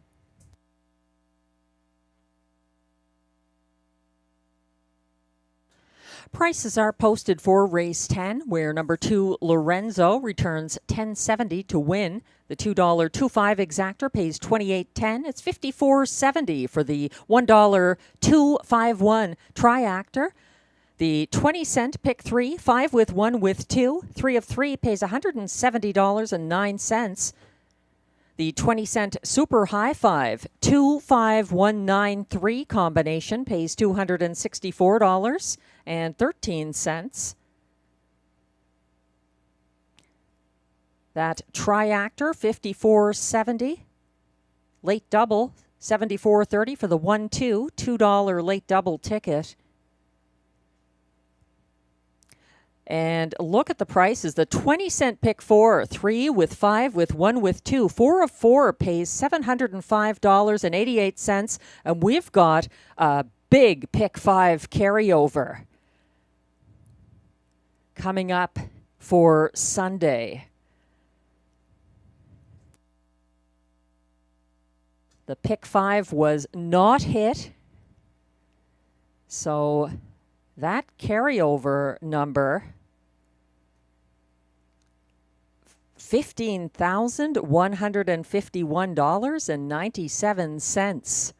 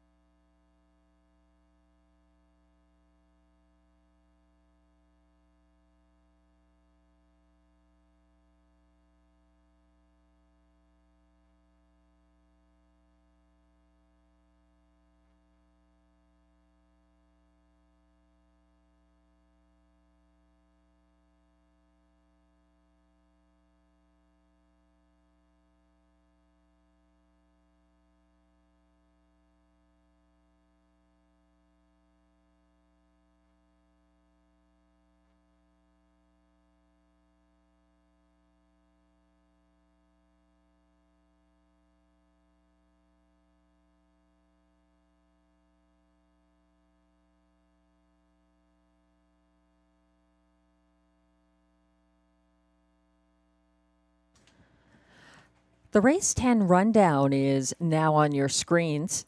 1, Mask of Zorro was third. 2, Lorenzo. The race winner for Robert Shepard. 3, Final Text was fifth. 4, Cleveland Massimo ninth. 5, Nevermind was second as beaten 4-5 favorite.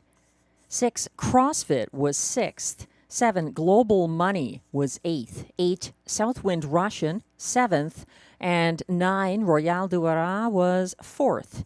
From the top down, your program should read 3, 1, 5, 9, 2, 6, 8, 7, 4. The fractions were 28 seconds to the quarter, 58 even at the half, 126 and 4 3/4, 157 flat the winning mile, and a new lifetime mark for Lorenzo.